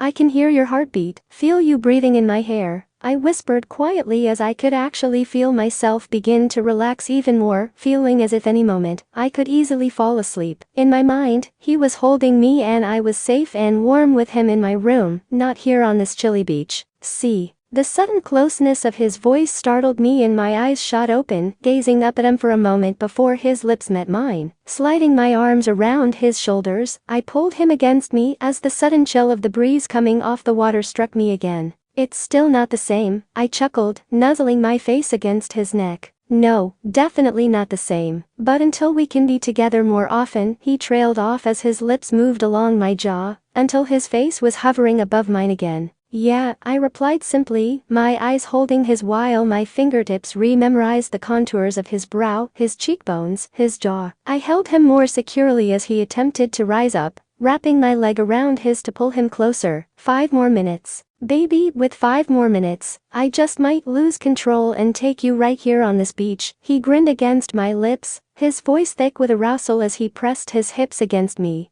"Oh, and the option left open to me is sending my boyfriend to a bachelor party hot and bothered. I think I'd rather you relinquish the control," I murmured, pulling the blanket around him and sealing my lips over his. He responded to my kiss earnestly, his arms sliding beneath me and pressing his body more firmly against mine. He groaned as my fingertips moved beneath the fabric of his shirt, aching to feel even that small amount of connection between his skin and mine. As he ground his erection against my hip, I whimpered softly, dragging my fingernails down his back and sliding my hands into the back pockets of his jeans, pulling him closer. I could feel how much he wanted me, could hear it in his soft grunts. Even after having been with Edward every day this week since he'd come home, I still felt an insatiable need for him, knowing that in 9 more days, we'd be in the same situation we'd been in for the last 9 weeks. I needed to feel him. However, when his hand slid up my side and cupped my breast, his lips parted from mine, and he pulled away slightly, resting his forehead against mine. "Bella, I'd really like to, but we really have to go." I sighed heavily at his breathy yet firm tone, loosening all hold on him and standing up, brushing the sand off my clothing. "Great. That's really comforting." He stood up beside me and took me back into his arms, tilting my chin up to look at him. "Don't worry, there's no women. Just me, my dad, Jasper and Emmett. And 3/4 of us are under the legal drinking age on top of that." Leaning down to brush his lips softly against mine, his hand rested on my cheek as he gazed back at me. "And even if there were, you still wouldn't have to worry. There's nothing better out there than what I've already got. Ass kissing will get you nowhere." I mumbled against his lips stubbornly, fighting off his kiss until he tickled me. As my mouth relaxed, his kiss deepened passionately, his fingers weaving into my hair and sucking gently on my lower lip. "You don't fight fair." He smirked and pecked my lips one more time. "You'll never get me to claim I do. Come on, let's get you to Rose's so I can get this party over with. You can still change your mind, you know," I teased, wrapping my arm around his waist as we began to walk back toward his car, smiling as he chuckled in response. In that moment, nothing else mattered. Despite all the whisperings I'd endured all week at school and the quickly vanishing time I had with him, I could still just enjoy this time with Edward. Swaying to the slow music and holding Bella against me, I tried everything in my power to simply focus on her. and enjoy the evening at my brother's wedding reception. My mind, however, had ideas of its own. A surge of jumbled thoughts and images filtered through my mind from the unexpected turn of events of the night before. The previous evening, Rose was going to kill my brother, possibly Alice and Bella as well. Only 2 requests were made: no women and no drinking. Yet, the moment our father's car pulled out of the lot outside Jasper's apartment, Emmett sprung from the couch and grabbed his jacket, urging us to do the same. Reluctantly, we complied and emitted simultaneous groans as he pulled into the driveway of a large house. The music from inside could be heard throughout the neighborhood, as well as the loud howls of the 3 large guys who stepped out onto the porch upon our arrival. "Emmett, what the hell is going on?" I growled tensely, my fists clenching on my knees. "Come on, brother of mine. Lighten up," he replied, patting my arm sharply. "Don't tell me the army has stripped away your sense of fun along with your sex hair. The boys from the team just wanted to throw me a farewell to singledom party." "Emmett," I yelled after him as he stepped out of the car, quickly making his way over to his former teammates and receiving back claps and catcalls. Leaning back on the headrest, I sighed heavily and turned to look at Jasper in the back seat. "He's not gonna make it to the altar. I'm gonna kill him first." "Get in line," Jasper replied through clenched teeth. "If I don't beat you to it, Alice will." Nodding to each other in agreement, we stepped out of the car and made our way over to Emmett. As we approached, my gaze met an unwelcome sight and my body tensed, my fists clenching at my sides. "What the fuck is he doing here?" I growled menacingly, my eyes never leaving the face of James Dunleavy. A moment later, I felt Jasper's hand clasp my shoulder, and Emmett took a hold of my arm. "Edward, don't do anything stupid. It's your brother's party," Jasper said, his grip tightening as I cracked my knuckles one by one in anger when James' eyes met mine, a smug smile on his face. "Which is exactly why he has no business here," I replied harshly, pulling away from both of their holds and stormed toward James. "I suggest you get the fuck out of here." "Whoa ho ho, Cullen, take it down a notch. Someone might actually assume that you're threatened by my presence here or something," he taunted with a snide smirk, holding his hands up as I stopped in front of him. "And that would not be good for the tough guy front you've got going on there." His features transformed from smug to malicious almost instantaneously as he stepped forward, standing face to face with me. "You can either take my suggestion, or I will make you leave," I hissed, my glare boring into him. "Edward, come on, man. It's not worth it," Emmett said, pulling my shoulder back, but I wouldn't budge, still locked in the confrontational stance with James. "Need bodyguards to fight your battles for you? Well, I guess that's a step up from a girl," James sneered, his eyes narrowing on me. "Though if I were you, I would enlist their efforts for that little girlfriend of yours. We both know how prone she is to flights of fancy. You leave Bella out of it. This is between you and me," I growled, feeling my nostrils flare in my fury. "Oh, I disagree. I think this has everything to do with that little bitch of yours," he snapped, throwing his drink to the ground roughly. My vision went red and I advanced on him, caught once again by Emmett and Jasper. "Say it again, I fucking dare you." "Edward, stop," Jasper growled, his arm shooting in front of me to pull me back. James grinned wickedly. "So how's the pussy out there, Cullen? Or should we be observing the don't ask, don't tell creed? Because obviously even you don't have what it takes to hold her interest. Maybe you should ask your little woman about all her little friends." He smirked triumphantly and took a step back from me, his gaze losing none of its malice. "Of the not-so-female assortment, Dunleavy, I think it best if you just leave now." "Having once been a member of the football team was not an instant invitation," Emmett interjected in a calm tone, though his resumed grip on my arm told me he was anything but calm. James rolled his eyes with a sarcastic laugh and stepped back further. "Fine, only trying to preserve your precious little ego. It's only a matter of time before she does it to you too." "Edward, listen to me," my brother said sharply as my eyes followed James to the driveway where his car was parked. "Is that little punk really worth everything you've worked so hard for? You gonna blow it all now? Think about it, bro. Don't make the last few months all for nothing. You know Bella better than that." My nails were digging into my palms as my mind ran over thousands of scenarios of what I'd like to do to him, all of which would earn me a one-way express ticket out of the army. However, the tension in my body refused to ease all night, even when we finally made our way back to Jasper's for the night. Through their many attempts to loosen me up following our arrival, my mind ran rampant until finally, I lay on the couch trying to ignore the incessant snoring of my brother fast asleep on the floor. Restlessness took over, and I shoved the blanket off me, grabbing my keys from the table and heading out the door to my car. There was only one thing in this world that could relax me. The lights were still on when I arrived, so I made my way quickly to the door, knocking sharply upon it. "Edward, you're not supposed to be here, you know," Alice scolded with a small smirk which slowly disappeared as she gazed at me. "Is something wrong?" "That only applies to the bride and groom, and I really need to see her, if you please," I replied somewhat tersely, causing her to step back to let me in, and I found Bella in the living room, sitting on the floor at Rose's feet. "Bella." "Hey," she replied in a baffled tone, rising up from the floor and walking over to me. "What's up?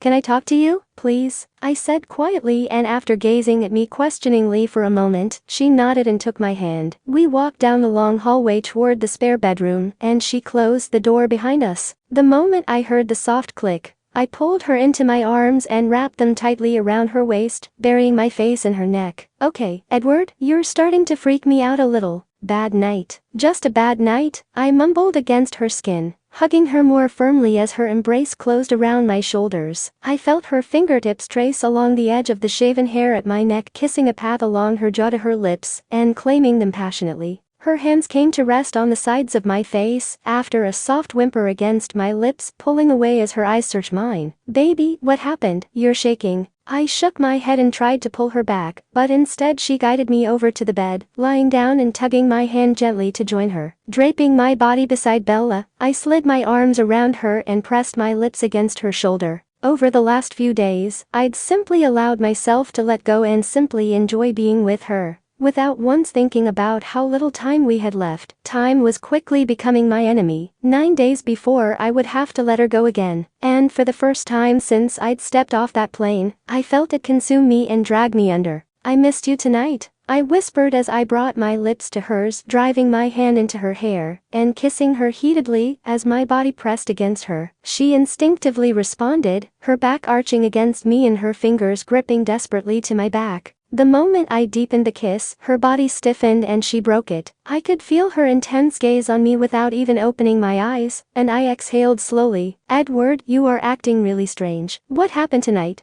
I rested my forehead against hers, feeling her fingers gently caressing my cheek. I knew it was going to be hard, expected it, even, but not like this. Bella rose up on her elbow, and I rolled onto my back, my eyes locked on the ceiling, as her fingers ran along my hair. "It was just a bachelor party." "Not the bachelor party," I interrupted, shaking my head and turning my gaze to look at her. I gently brushed her hair over her shoulder and stared at her skin reflecting the moonlight from the window. "Not seeing you, not touching you, being so far away when everyone else is so close, not even being able to hear your voice. Don't you dare start regretting your decision, Edward Cullen," she growled, raising up to kneel on the bed beside me. "I won't allow it." I sat up and rested my arms on my knees, staring down at the pattern of the comforter between my legs. "I don't, baby, and that's the most fucked part about it, and what doesn't make any sense at all. I don't regret joining the army, it's something I've wanted to do since I was a kid, be like my dad, you know? I just never imagined that I would be so selfish as to drag someone else along with me, to follow my dream and sacrifice everything of their own."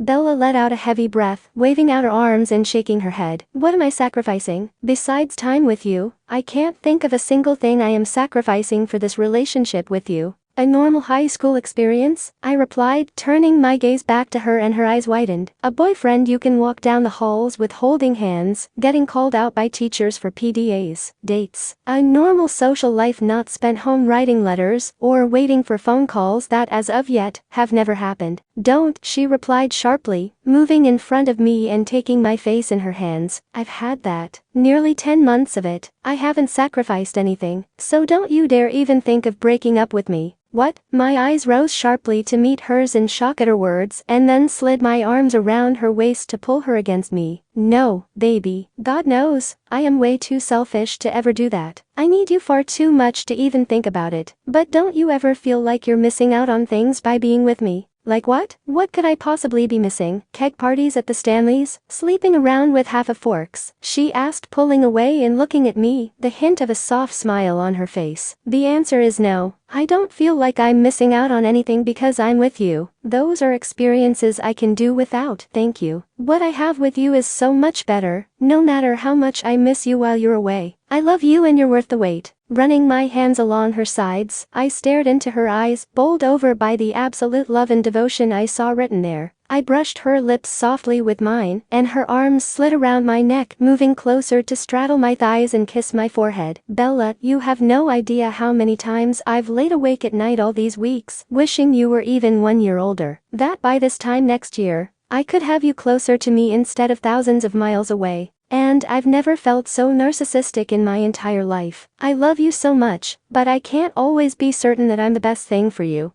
That's for me to decide, Edward. I may only be 17, but I know exactly what I want. And whether it's 1 year or 2, or even 10, you're always going to be what I want, she whispered against my hair, as my cheek rested on her chest, listening to her heart beating rapidly within. The best things in life are never easy. The hardest thing I've ever done was watching you step onto that bus in August, but you know what? There's never been a single moment that I was more proud of you. I brought my gaze to meet hers with a heavy sigh, and her fingertip lightly traced my lip. I kissed it gently, closing my eyes before she continued. You could have taken the easy road, baby. Stayed here in Forks with me, gotten a job you hated instead of enlisting, picked me up every weekend for a date, and probably even remained moderately happy. She nodded and then exhaled slowly, tilting her head. But you had the guts to risk everything for what you believed in, for something that was important to you. I don't see anything selfish or narcissistic in that at all. Because what's important to you is important to me, and I support you completely. You shouldn't have to sacrifice for me either, Edward. Tucking her hair behind her ear, I trailed my fingertips along her jaw,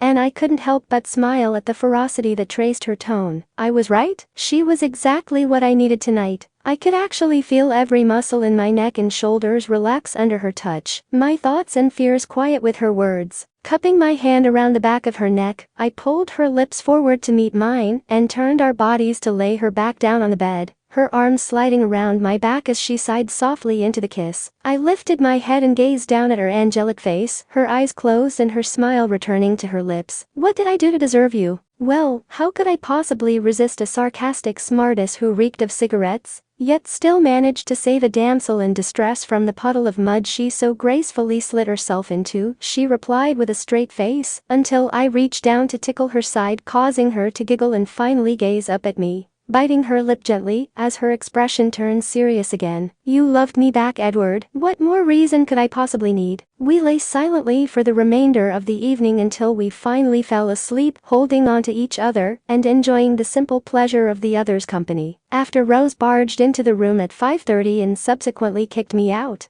I drove back to Jasper's with a heavy load on my mind. My entire future was flashing before my eyes as I dressed in my tux, while my brother jokingly taunted me about how I couldn't bear even one night out with the boys, away from Bella. I couldn't even argue, and now, feeling her head resting on my shoulder as we danced and holding her hand against my chest, I saw no reason. Your heart's racing, I heard her mumble and felt the vibration of her voice on my skin, before she gazed up at me. What are you thinking about that's got you all worked up? I gave her a smile and spun her, pulling her back against me and kissing her gently. How absolutely ravishing you look in this dress, and how much I'll enjoy taking it off as well. Edward, my father is right there, Bella chuckled through tight lips, nodding to her right where I spotted Charlie dancing with a dark-haired woman, a few couples over. Though I must say, I'm kinda disappointed that you're wearing the tux rather than your uniform. I shook my head and smiled. That would draw too much focus off where it belongs, and that's on Rose and Em. Your dad wore his, she replied, tilting her chin up in defiance and fighting off a smirk. My father is a retired officer, and has always worn his uniform to every major social event, for as long as I can remember. But he's also not in the wedding party, I murmured, tightening my hold around her waist slightly, as she rolled her eyes before resting her head back on my shoulder. My lips pressed against her hair, enjoying the soft feel and scent of it as we continued to sway. When this is you and me, I'll wear it.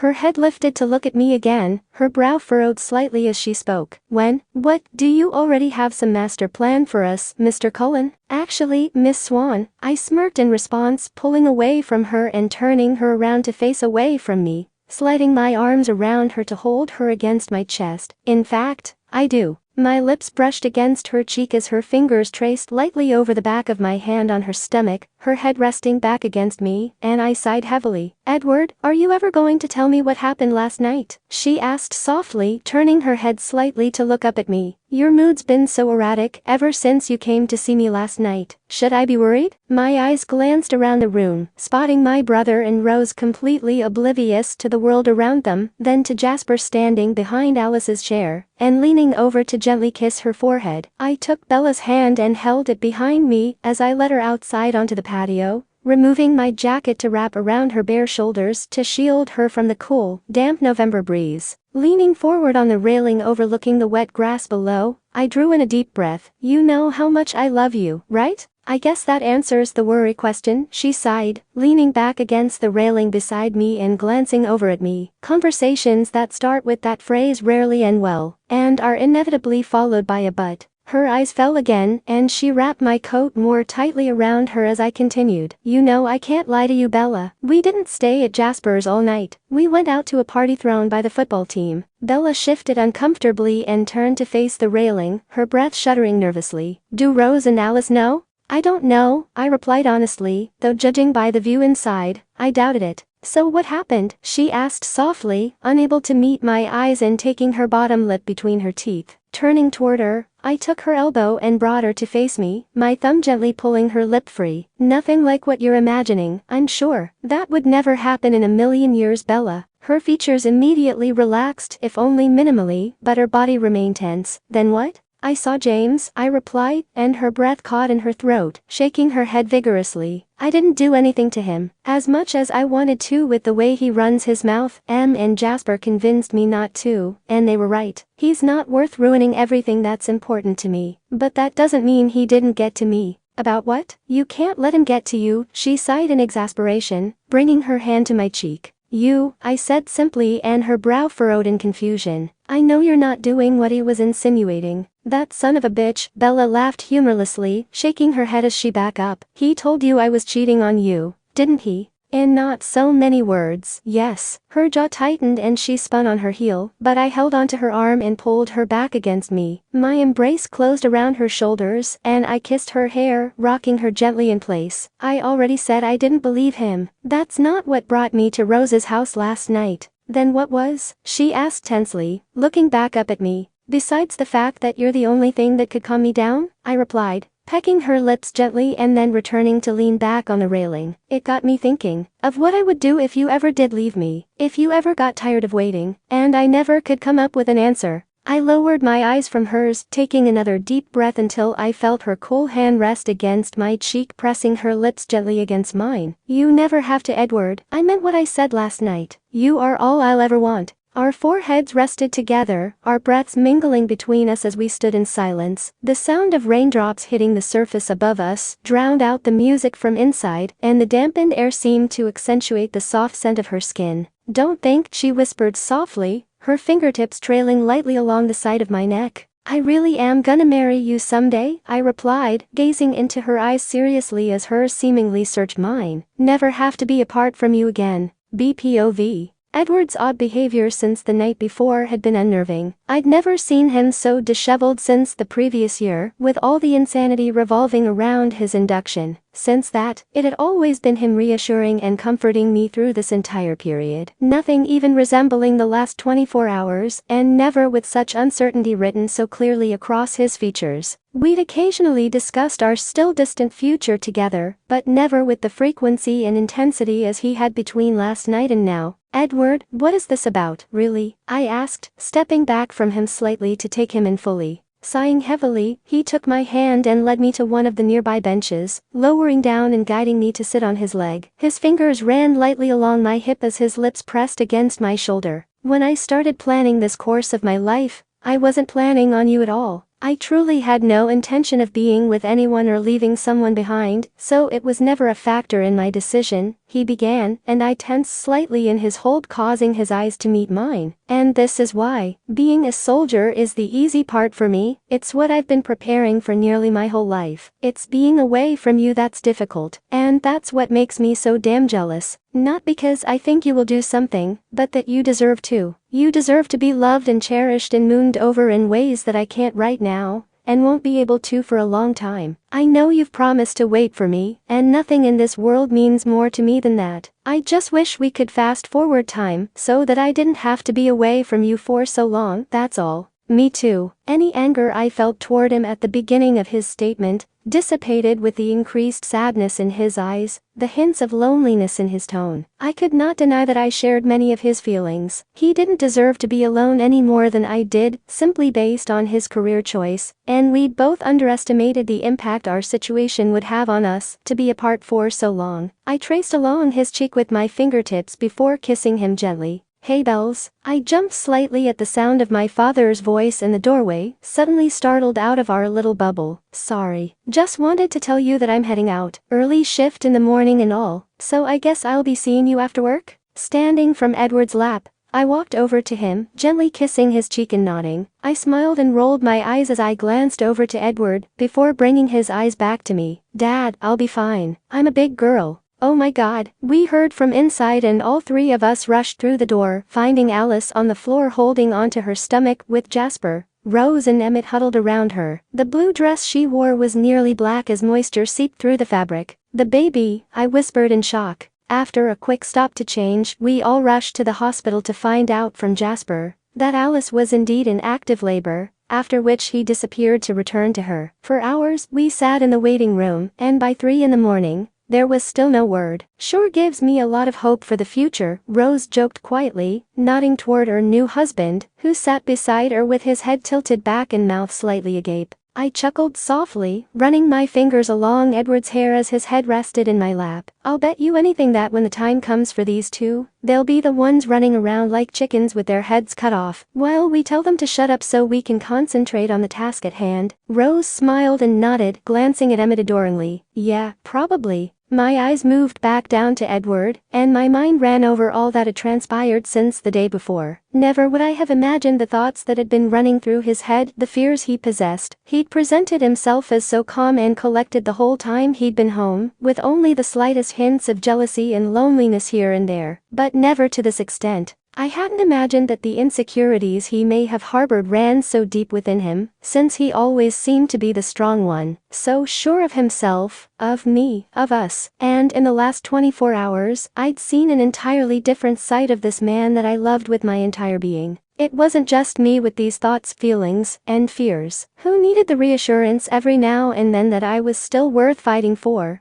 that we were in this thing together. He was just better at masking it. I found that knowledge oddly comforting and hopeful. Just after 4, Jasper entered the waiting room, running his hands through his hair as Rose and I woke the other two. We've got ourselves a girl, he smiled as we all stood in anxious anticipation. 5 pounds, 9 ounces of absolutely gorgeous. Edward stepped forward first to engulf his exhausted best friend in a hug. Never a doubt. Congrats, man. How's Alice? I asked as he pulled away from Edward, his eyes meeting mine with a nod. Good. Resting right now if you'd like to go see her and Sarah-Lynn. I just need to run home and grab a few things for them. For all of Alice's meticulous planning, nothing managed to go accordingly, he replied with a chuckle, taking a deep breath and shaking his head. Hey, you've been up all night. I'll drive you, Edward volunteered, clapping Jasper on the shoulder, and then looked at me. You go on ahead. Tell Alice I said congratulations and I'll be by later. He spoke in a rush, leaning toward me to gently peck my lips, and then rushed out the door with Jasper. Before I could put much thought into his sudden odd behavior, Rose took my arm and began guiding me toward Alice's room, with Emmett trailing right behind. Babe, we totally gotta have one of these, Emmett gushed as he cradled the baby,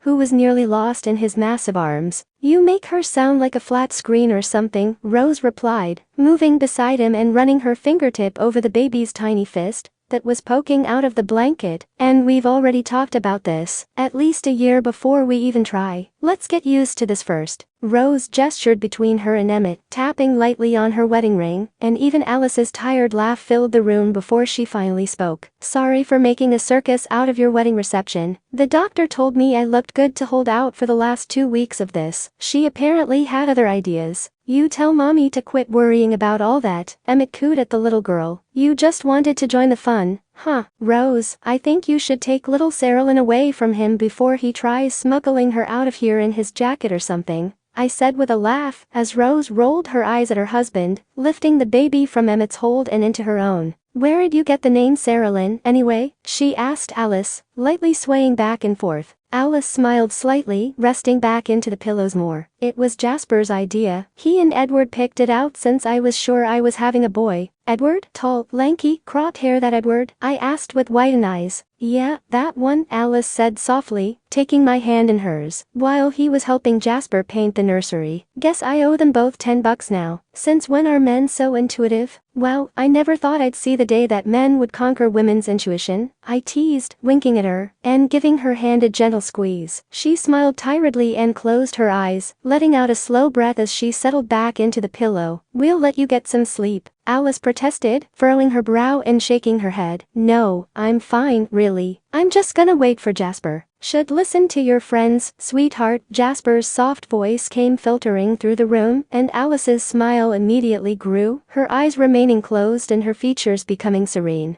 Watching his lips press gently against her hair and her face turning subtly toward him, I was so entranced in their moment that I didn't hear Edward enter and jumped slightly as I felt his arm slide around my waist. Baby, we should really get you home. It's been a long night, and Alice and Jasper need their rest too. I turned my head and glanced up at him, feeling his body stiff and rigid behind me. Placing my hand over his on my stomach, I nodded while observing the tenseness in his eyes, and then turned back to Alice. I'll be back later. Congratulations. Thank you, she whispered softly as I kissed her cheek. As I pulled away, Edward reached down for my hand, giving a tight departing smile to Alice and Jasper, before leading me out of the room. So taken aback by his behavior, I was speechless all the way down the hall. The ding signaling the arrival of the elevator brought me back to awareness, and I tightened my hold on his hand, pulling him aside. Edward, what is going on with you? You've been acting weird all morning, ever since Jasper came to tell us about the baby, I stated, shaking my head as I gazed up at him, but he refused to look at me. Instead, he watched the elevator doors close again.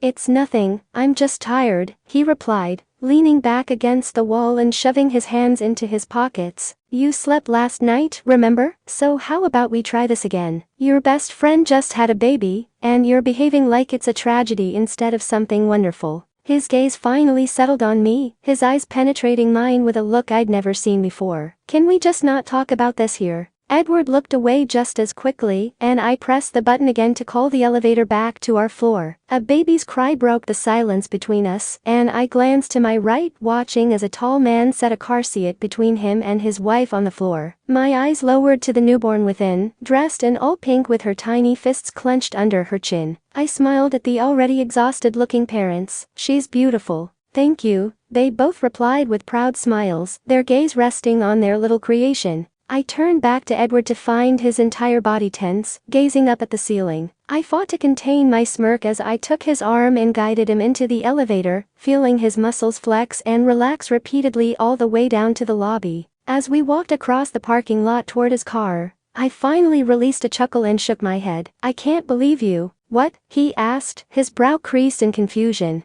Big tough army man, feel fine toting a gun, but you're afraid of a baby, I replied with a giggle, gazing over the car at him. No, I'm not, Edward scoffed, opening his door and lowering into the car, reaching across to lift the lock on mine. I stepped in, gazing over at him in astonishment, while his eyes remained forward as he started the car. Yes, you are. I'm not afraid of babies, he emphasized, glancing over his shoulder to back out. They just make me a little nervous, that's all. They're babies. Why would they make you nervous? Edward shrugged and began to drive, his lips pursing slightly. I've just never had much to do with them. I was the youngest in my family, and I don't have any cousins or anything. You've never held a baby? I gasped. His jaw tightened as well as his grip on the steering wheel, and he shook his head rigidly. He glanced over to me briefly and sighed at my stunned expression, rolling his eyes as they returned to the road. Don't look at me like that, Bella. I've just never had a reason to. Besides, did you see how tiny she was? Emmett held her, I pointed out with a shrug and a triumphant smile. I'd figured it out. Hit the nail on the proverbial head, and I could see the wheels beginning to turn in his head again. So what's the problem? Edward shook his head but didn't respond, remaining silent all the way back to my house. He shifted the car into park and kept his gaze locked on the steering wheel. I leaned over to him, turning his chin with my fingertips and kissing him gently. We're going back to the hospital later, and you're gonna hold your goddaughter," I murmured against his lips, stroking his cheek lightly with my fingertips. "You'll need the practice." Edward's eyes shot open and pulled back from me, his gaze flickered over my face. I rolled my eyes and shook my head. "You really need a lesson in biology, not me. Your brother just got married, remember? And he's already trying to coax Rose into it. Don't tell me that you don't intend on holding your niece or nephew." His body relaxed infinitesimally, and he let out a heavy breath. "All right, we'll go, later." Edward was visibly tense when we returned to the hospital a few hours later, slowing his steps as we came closer to Alice's room until he stopped completely. "Come on, Bella, this is ridiculous. Does this need to happen right now?" "No, you're being ridiculous. Now knock it off. You're leaving in a little over a week, and you're not going to waste any time," I replied as I stood at her door, pointing toward it. "Front and center, soldier." "You're a barrel of laughs," he retorted sarcastically at my smirk, taking a deep breath before knocking lightly on the door. Jasper appeared in the doorway, motioning us in and raising an eyebrow at me when Edward remained stationary. His face blanched slightly as his eyes focused across the room where Alice was now sitting up, appearing far more rested, and cradling the pink swaddled infant in her arms. The situation would have been comical if not for the level of discomfort in Edward's features. I couldn't understand it. He'd been prepared for this, helped paint the nursery and picked out a name with Jasper. He was even excited when they'd asked him to be Sarah Lynn's godfather. Yet when it came time for her arrival, Edward was inexplicably anxious, and not as I would have expected him to be. It amazed me that after all this time, I hadn't stopped learning things about this complex man. I took his hand and led him into the room, his grip tightening on mine rather than loosening as he sat down in the chair beside Alice's bed. Once I broke free, she raised a questioning eyebrow as I lifted the baby into my arms, Sarah Lynn's blue-gray eyes moving around the room.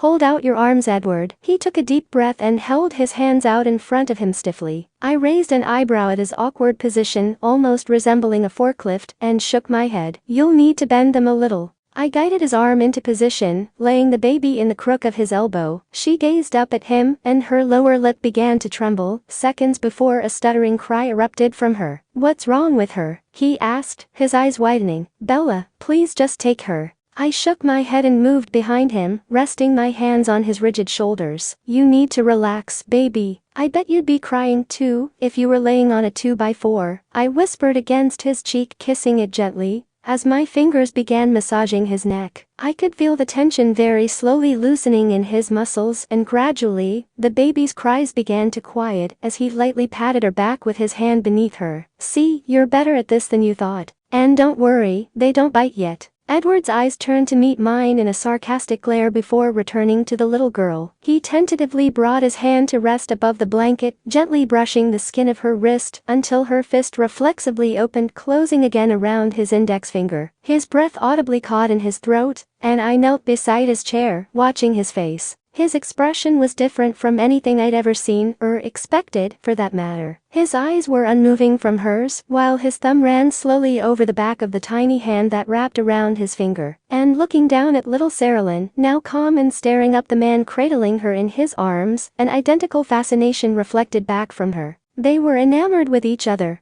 I glanced over to Alice, whose amused smile was now evident on her features, shaking her head. "I think I may have lost my man to your daughter." The entire room laughed, except for Edward. Later that evening, Edward and I lay on his bed, my head resting on his chest, while his hand ran slowly along my arm. He'd been almost completely silent since we'd left the hospital, but I could see his mind running with every flicker of his eyes, and each rapid beat of his heart beneath my ear. "You're worrying me." I finally broke the silence, unable to endure the weight of it surrounding us any longer. "Are you mad?" Edward breathed in deeply through his nose, causing a dramatic rise of his chest under my head, and I looked up at him worriedly. "No, I'm not mad. Why should I be?" "Because I kinda forced you into it," I replied, feeling the nervous crease on my forehead form, and resting my chin on my bent arm on his chest. "Well, yeah, you did," he agreed, nodding his head and avoiding my gaze as he stared at the ceiling. "I don't like being forced into things when I'm not receiving orders, but sometimes it's needed."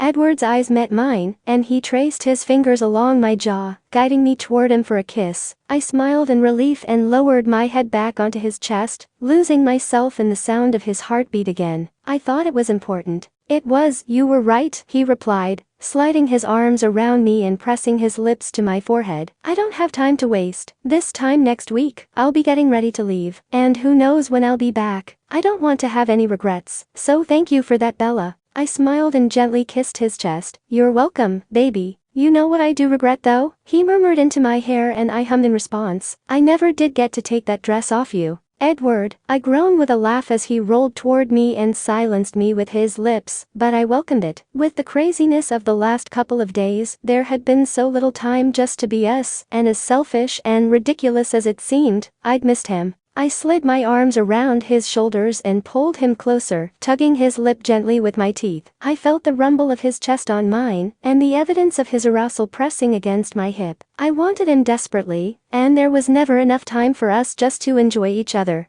I knew he felt it as well, from his own confession to it just a few nights before. Bella, you have no idea how many times I've laid awake at night all these weeks, wishing you were even 1 year older. That by this time next year, I could have you closer to me instead of thousands of miles away. Why the hell did I have to be only 17, with nearly 2 years of high school left? Everything I wanted in life was right there in my arms, and I knew I would wait forever for him if I had to. But imagining being able to wake up to him every morning and go to sleep beside him every night made me long for it more than I ever thought possible. And the reminder that my time with him was quickly running out again caused my mind to run rampant. Damn it, Edward muttered against my lips, and a resigned groan escaped him as he slowly broke the kiss and glanced down at his watch. I gotta get you home, baby. It's a school night, remember? My dad's not home. I can be a few minutes late, I mumbled as I kissed along his jaw, refusing to release him from my hold. Edward gently squeezed my hip with his hand and shook his head, lifting it to look at me. I'd like to stay on the Chief's good side, baby. It would do us no good to have you grounded for my last few days here. I groaned and he chuckled, brushing my lips gently with his before rising up from the bed and taking my hands. You're an evil tease, you know that, right? Edward pulled me up to stand in front of him, sliding his arms around my waist and kissing my forehead. It won't be like this forever, Bella. Just remember that. I gazed up at him and nodded, pressing my lips to his briefly. Not soon enough. We walked downstairs and said goodnight to his parents before heading out to the car. My eyes remained on my hands in my lap the entire ride home, my mind racing in a million different directions. Each goodnight was going to grow infinitely harder as the next week passed, and then I would be without him for at least 7.5 more weeks. It was like preparing for basic all over again, only this time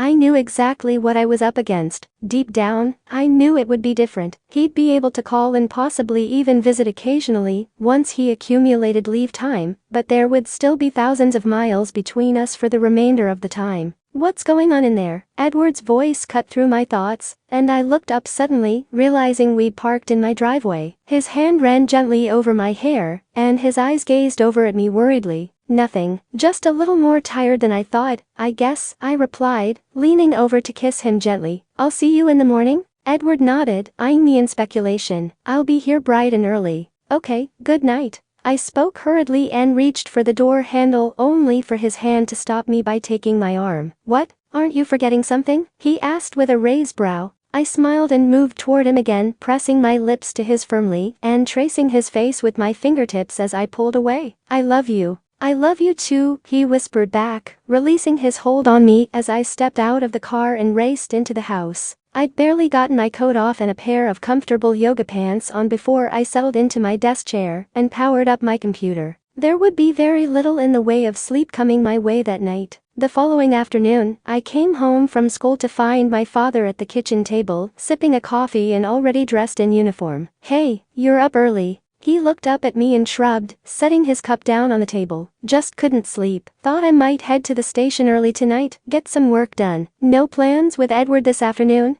I drew in a deep breath and crossed the kitchen to grab a bottle of water from the fridge and then sat down across from him. Later on. He's got family stuff. I started and he nodded, returning to his coffee. Dad, I was wondering if I could talk to you about something, if you have time, I mean. If you don't, it can wait. My dad's eyes gazed over his cup at me where it paused at his lips for a moment, and then finally lowered. Bells, you know I always have time for you, though something tells me I'm not going to like what I hear. Probably not, I replied honestly, releasing a heavy breath, but I'm not pregnant, or failing school, or anything like that. Okay, he said in a drawn-out tone, folding his hands in front of him. Then shoot. I slid my chair closer to the table and cleared my throat, mentally preparing myself for the conversation I was about to begin. Well, you know how I've been taking AP classes, trying to get a jump start on getting into a good college and all that. Yes, he replied cautiously, his gaze locked on me. Well, it turns out that by the end of this year, I'll only be 3 credits short for graduation, and I've been looking into this online program. It's completely accredited and I would be able to transfer my classes and credits, as well as take the remaining required classes. I paused, watching his face, which was now in a stunned silence, and I could graduate this June instead of next. My father's eyes widened and he began shaking his head. No, you're going to finish your education the way it was intended, not rush through it all just to run off with your boyfriend. Did Edward put this idea in your head?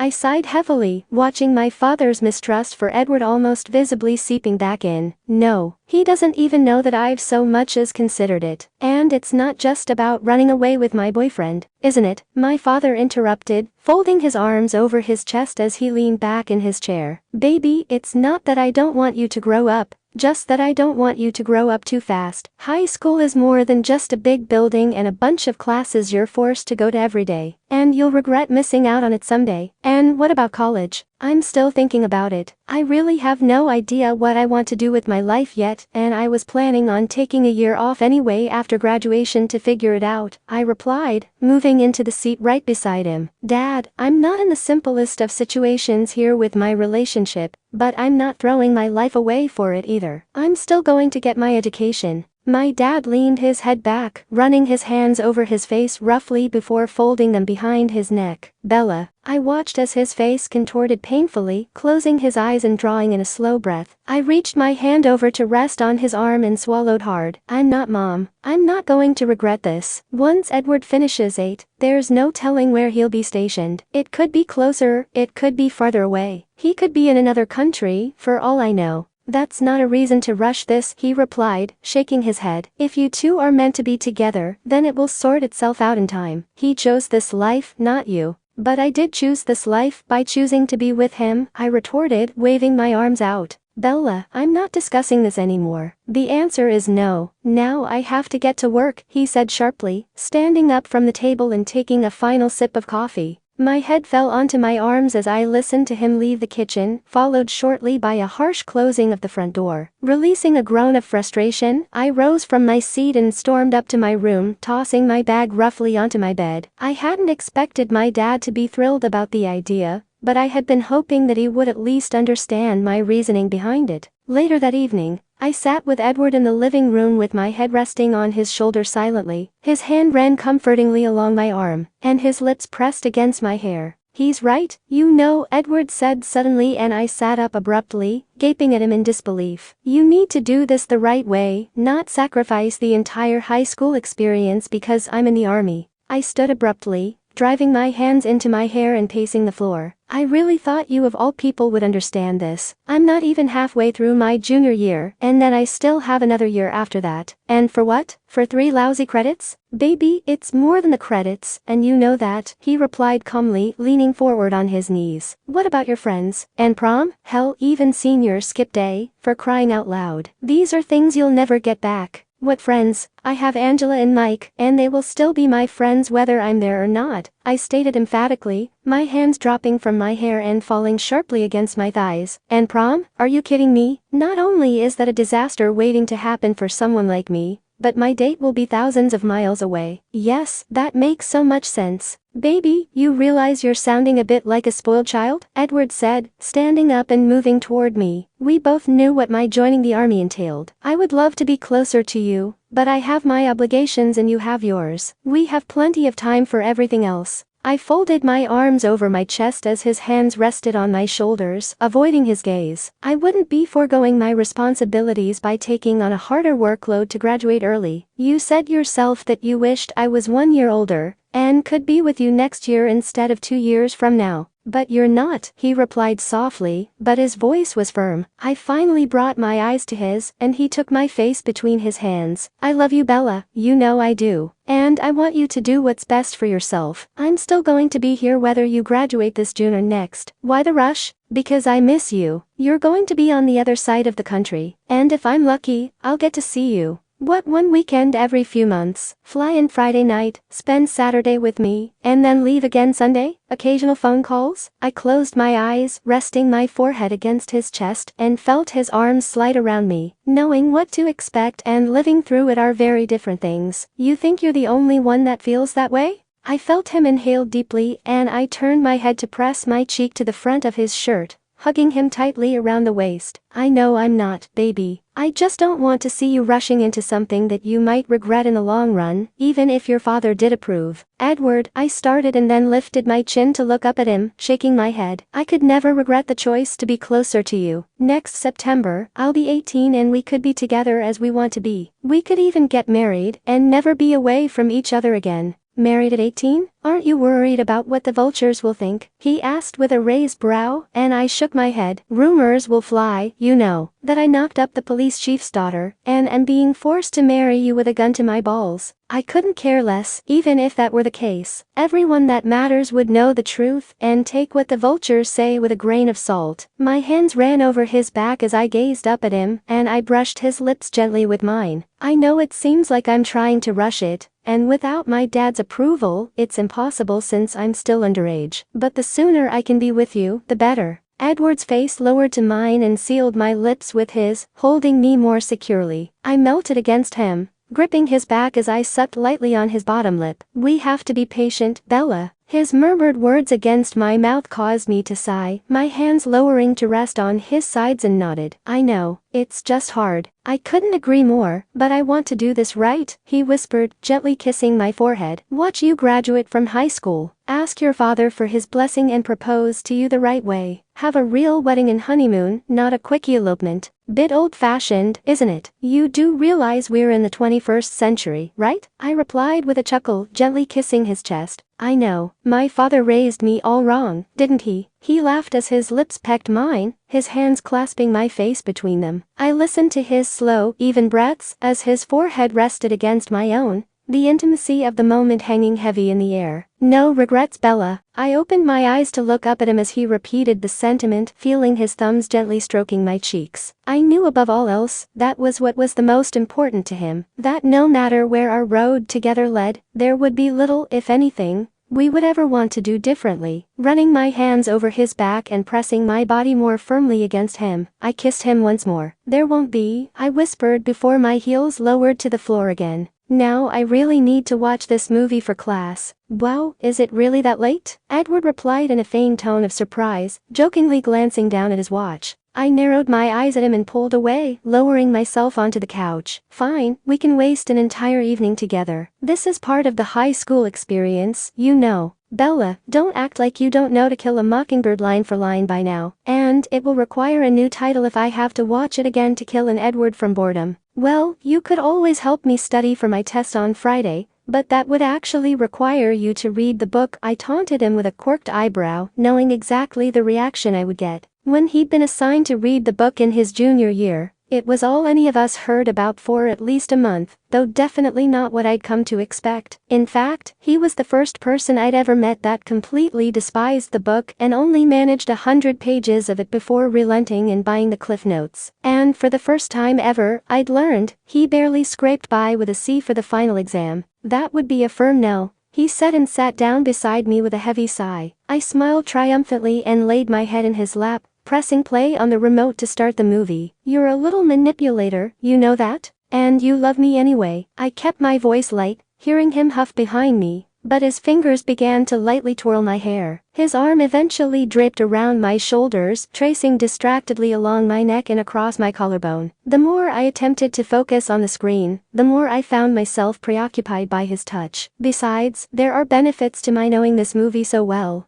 Oh really? He retorted sarcastically, his muscles stiffening as I rolled onto my back and trailed my index finger along his waistline. My attention can be directed elsewhere without taking the chance of missing something important, I replied, my hand lowering to cup him through his jeans and causing him to suck in a sharp intake of breath. I lifted the front of his shirt and pressed my lips against his abdomen while still massaging his growing erection. Edward cleared his throat loudly and shifted his hips as I continued to kiss up his chest until I was straddling his lap. Baby, what about your movie? I'm still listening, I whispered, murmuring lines along with the television in between kisses. His hands came to rest on my waist as I pressed against him, a low rumbling echoing in his chest. I've missed this, though. Sealing my lips over his, I slid my arms around his neck while his gripped around my waist, pulling me closer as our kiss deepened. Our bodies rocked together, days worth of pent-up frustration unleashing. I didn't think it was possible to want him more. I felt him attempt to take over, and I squeezed my thighs around his hips. Bella. His groaning of my name sent a shiver down my spine, and I slid back off his lap to stand, grabbing the remote and shutting off the movie. I already have this exam aced.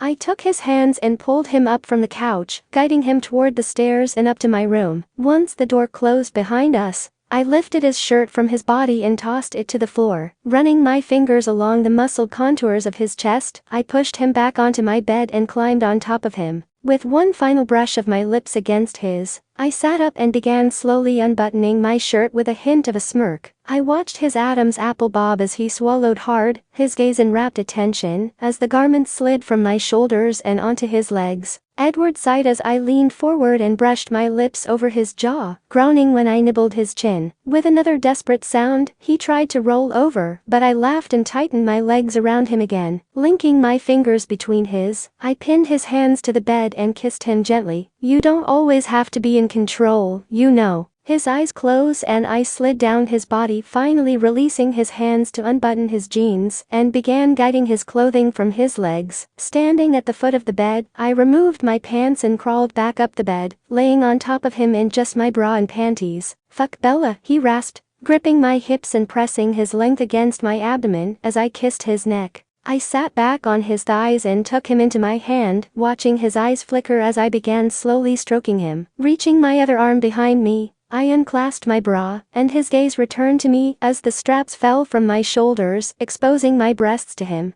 I'd tease you a little longer, but I want you too much, I groaned, removing my bra completely and sliding out of my panties. Positioning myself on top of him, I felt the warmth of him between my legs and his hands sliding up my thighs. My gaze remained locked with his as I reached between us and guided him inside me, shivering as he filled me. It seemed like forever since I'd been with him this way rather than the 4 days it actually had been. And I began committing him to memory all over again. The way his arms and shoulders flexed as he held my hips while I moved above him, his breath leaving his body in a shudder as I clenched around him the way he liked, his eyes following the movement of my body while I observed the war battling within him to not flip me over and take me relentlessly, his jaw tensing as he began reaching his climax. Baby, I'm gonna come, he said in a tight tone minutes later, his fingers gripping my sides in restraint. I was close, but not quite there, and I was sure that I wouldn't reach it before he did. I nodded and slowly reached between my legs, attempting to coax an orgasm out of myself as well. A loud moan escaped him, and his gaze focused on the ministrations of my hand. The knowledge of him watching me pleasure myself for the first time sent an unexpected thrill through me, rather than the discomfort I would have imagined. My head fell back with a sharp gasp as a rush of heat flooded from the pit of my stomach to my cheeks, and my body began to tremble. I slowed my fingers' movement to a gradual stop as the sensations dissipated. When I brought my eyes back to his, I found them hungry and urgent. With barely enough time to register his expression, I felt his arm pull me down to him, and he rolled me over. His lips devoured mine as he held my leg to his side, thrusting twice and groaning into my mouth as he finally released. Panting heavily, his forehead fell to the pillow beside my head while my fingers traced along the light sheen of sweat coating his neck. That was by far the hottest thing I've ever seen. Smiling, I pressed my lips to his collarbone and tightened my arms around him, something to remember me by. Then, Edward's head rose to look down at me, shaking his head and kissing me gently. Not that I need anything else, he panted, sliding his hand down my side, but that will definitely make numerous lonely nights just a little warmer. Good, I whispered, raising my hand to grip around the back of his neck to pull his lips back to mine. That one statement filled me with such a tremendous sense of gratification. Even miles away, I could still be there for him in so many ways. Once Edward left for the night, I hopped into the shower and then watched the remainder of the movie in my room until I fell asleep. I woke to the sound of my bedroom door opening, looking up to find my dad standing there appearing strained. He rarely, if ever, checked on me anymore, especially not at 4 in the morning, and his expression worried me. "Dad, you okay?" I asked softly and he nodded, entering the room and sitting down on the edge of my bed. "What's up?" He was silent for several long moments, staring at his folded hands and taking slow breaths. "All right, you can do the program." My eyes widened and I sat up in bed, completely convinced that I was still dreaming. "What?" "Look, I've done a lot of thinking tonight. I went into work early tonight because of a case we're working on. A girl about your age went missing a few days ago, and her parents are frantic. She ran away from home, and they have no idea where she's gone." His voice was tense, and his body rigid. The tired lines around his eyes seemed to deepen, causing him to appear much older than his 35 years. "I can't even begin to imagine what that would be like if that were you. You're all I've got, kiddo, and I'm not going to push you away because of something ridiculous. Maybe I've gone soft, but I'm not going to lose my daughter, so I'll sign whatever you need me to." I rose to kneel behind him, wrapping my arms around his chest, and was surprised when his hand gripped one of mine in a desperate motion. Resting my chin on his shoulder, I hugged him and felt the urge to cry at the emotion behind his words. "You're not gonna lose me, Dad, no matter what." His hold on my hand tightened infinitesimally and his head turned, gently kissing my temple. "I love you, Bella. You may not believe that sometimes, but I do. I only want what's best for you. I know that. I always have," I replied, pulling away to sit beside him, and his eyes finally met mine. "You're my dad. You don't need to constantly tell me for me to know, and I love you too. I won't disappoint you. I'll even get a job to help out or something. No, I want you to focus on your studies. That's all that's important right now," he stated firmly, shaking his head. "Just promise me that you won't become a social recluse like your old man?" I raised my eyebrow and we laughed. "I think we both know it's a little late for that." "Okay, go back to sleep. We'll go to the school a little later and sign you out, and you can tell me more about this program, alright?" he said and I nodded, laying back in bed as he covered me over again like he did when I was little. "When did you go and grow up on me, huh?" "Sometime in the last 17 years, I joked back as he kissed my forehead, rolling onto my side as he began to leave the room. "Dad, that girl, is she from Forks?" He paused in the doorway, and his eyes grew sad again, nodding as he looked at me. "Yeah, it's Jessica Stanley." Next part here.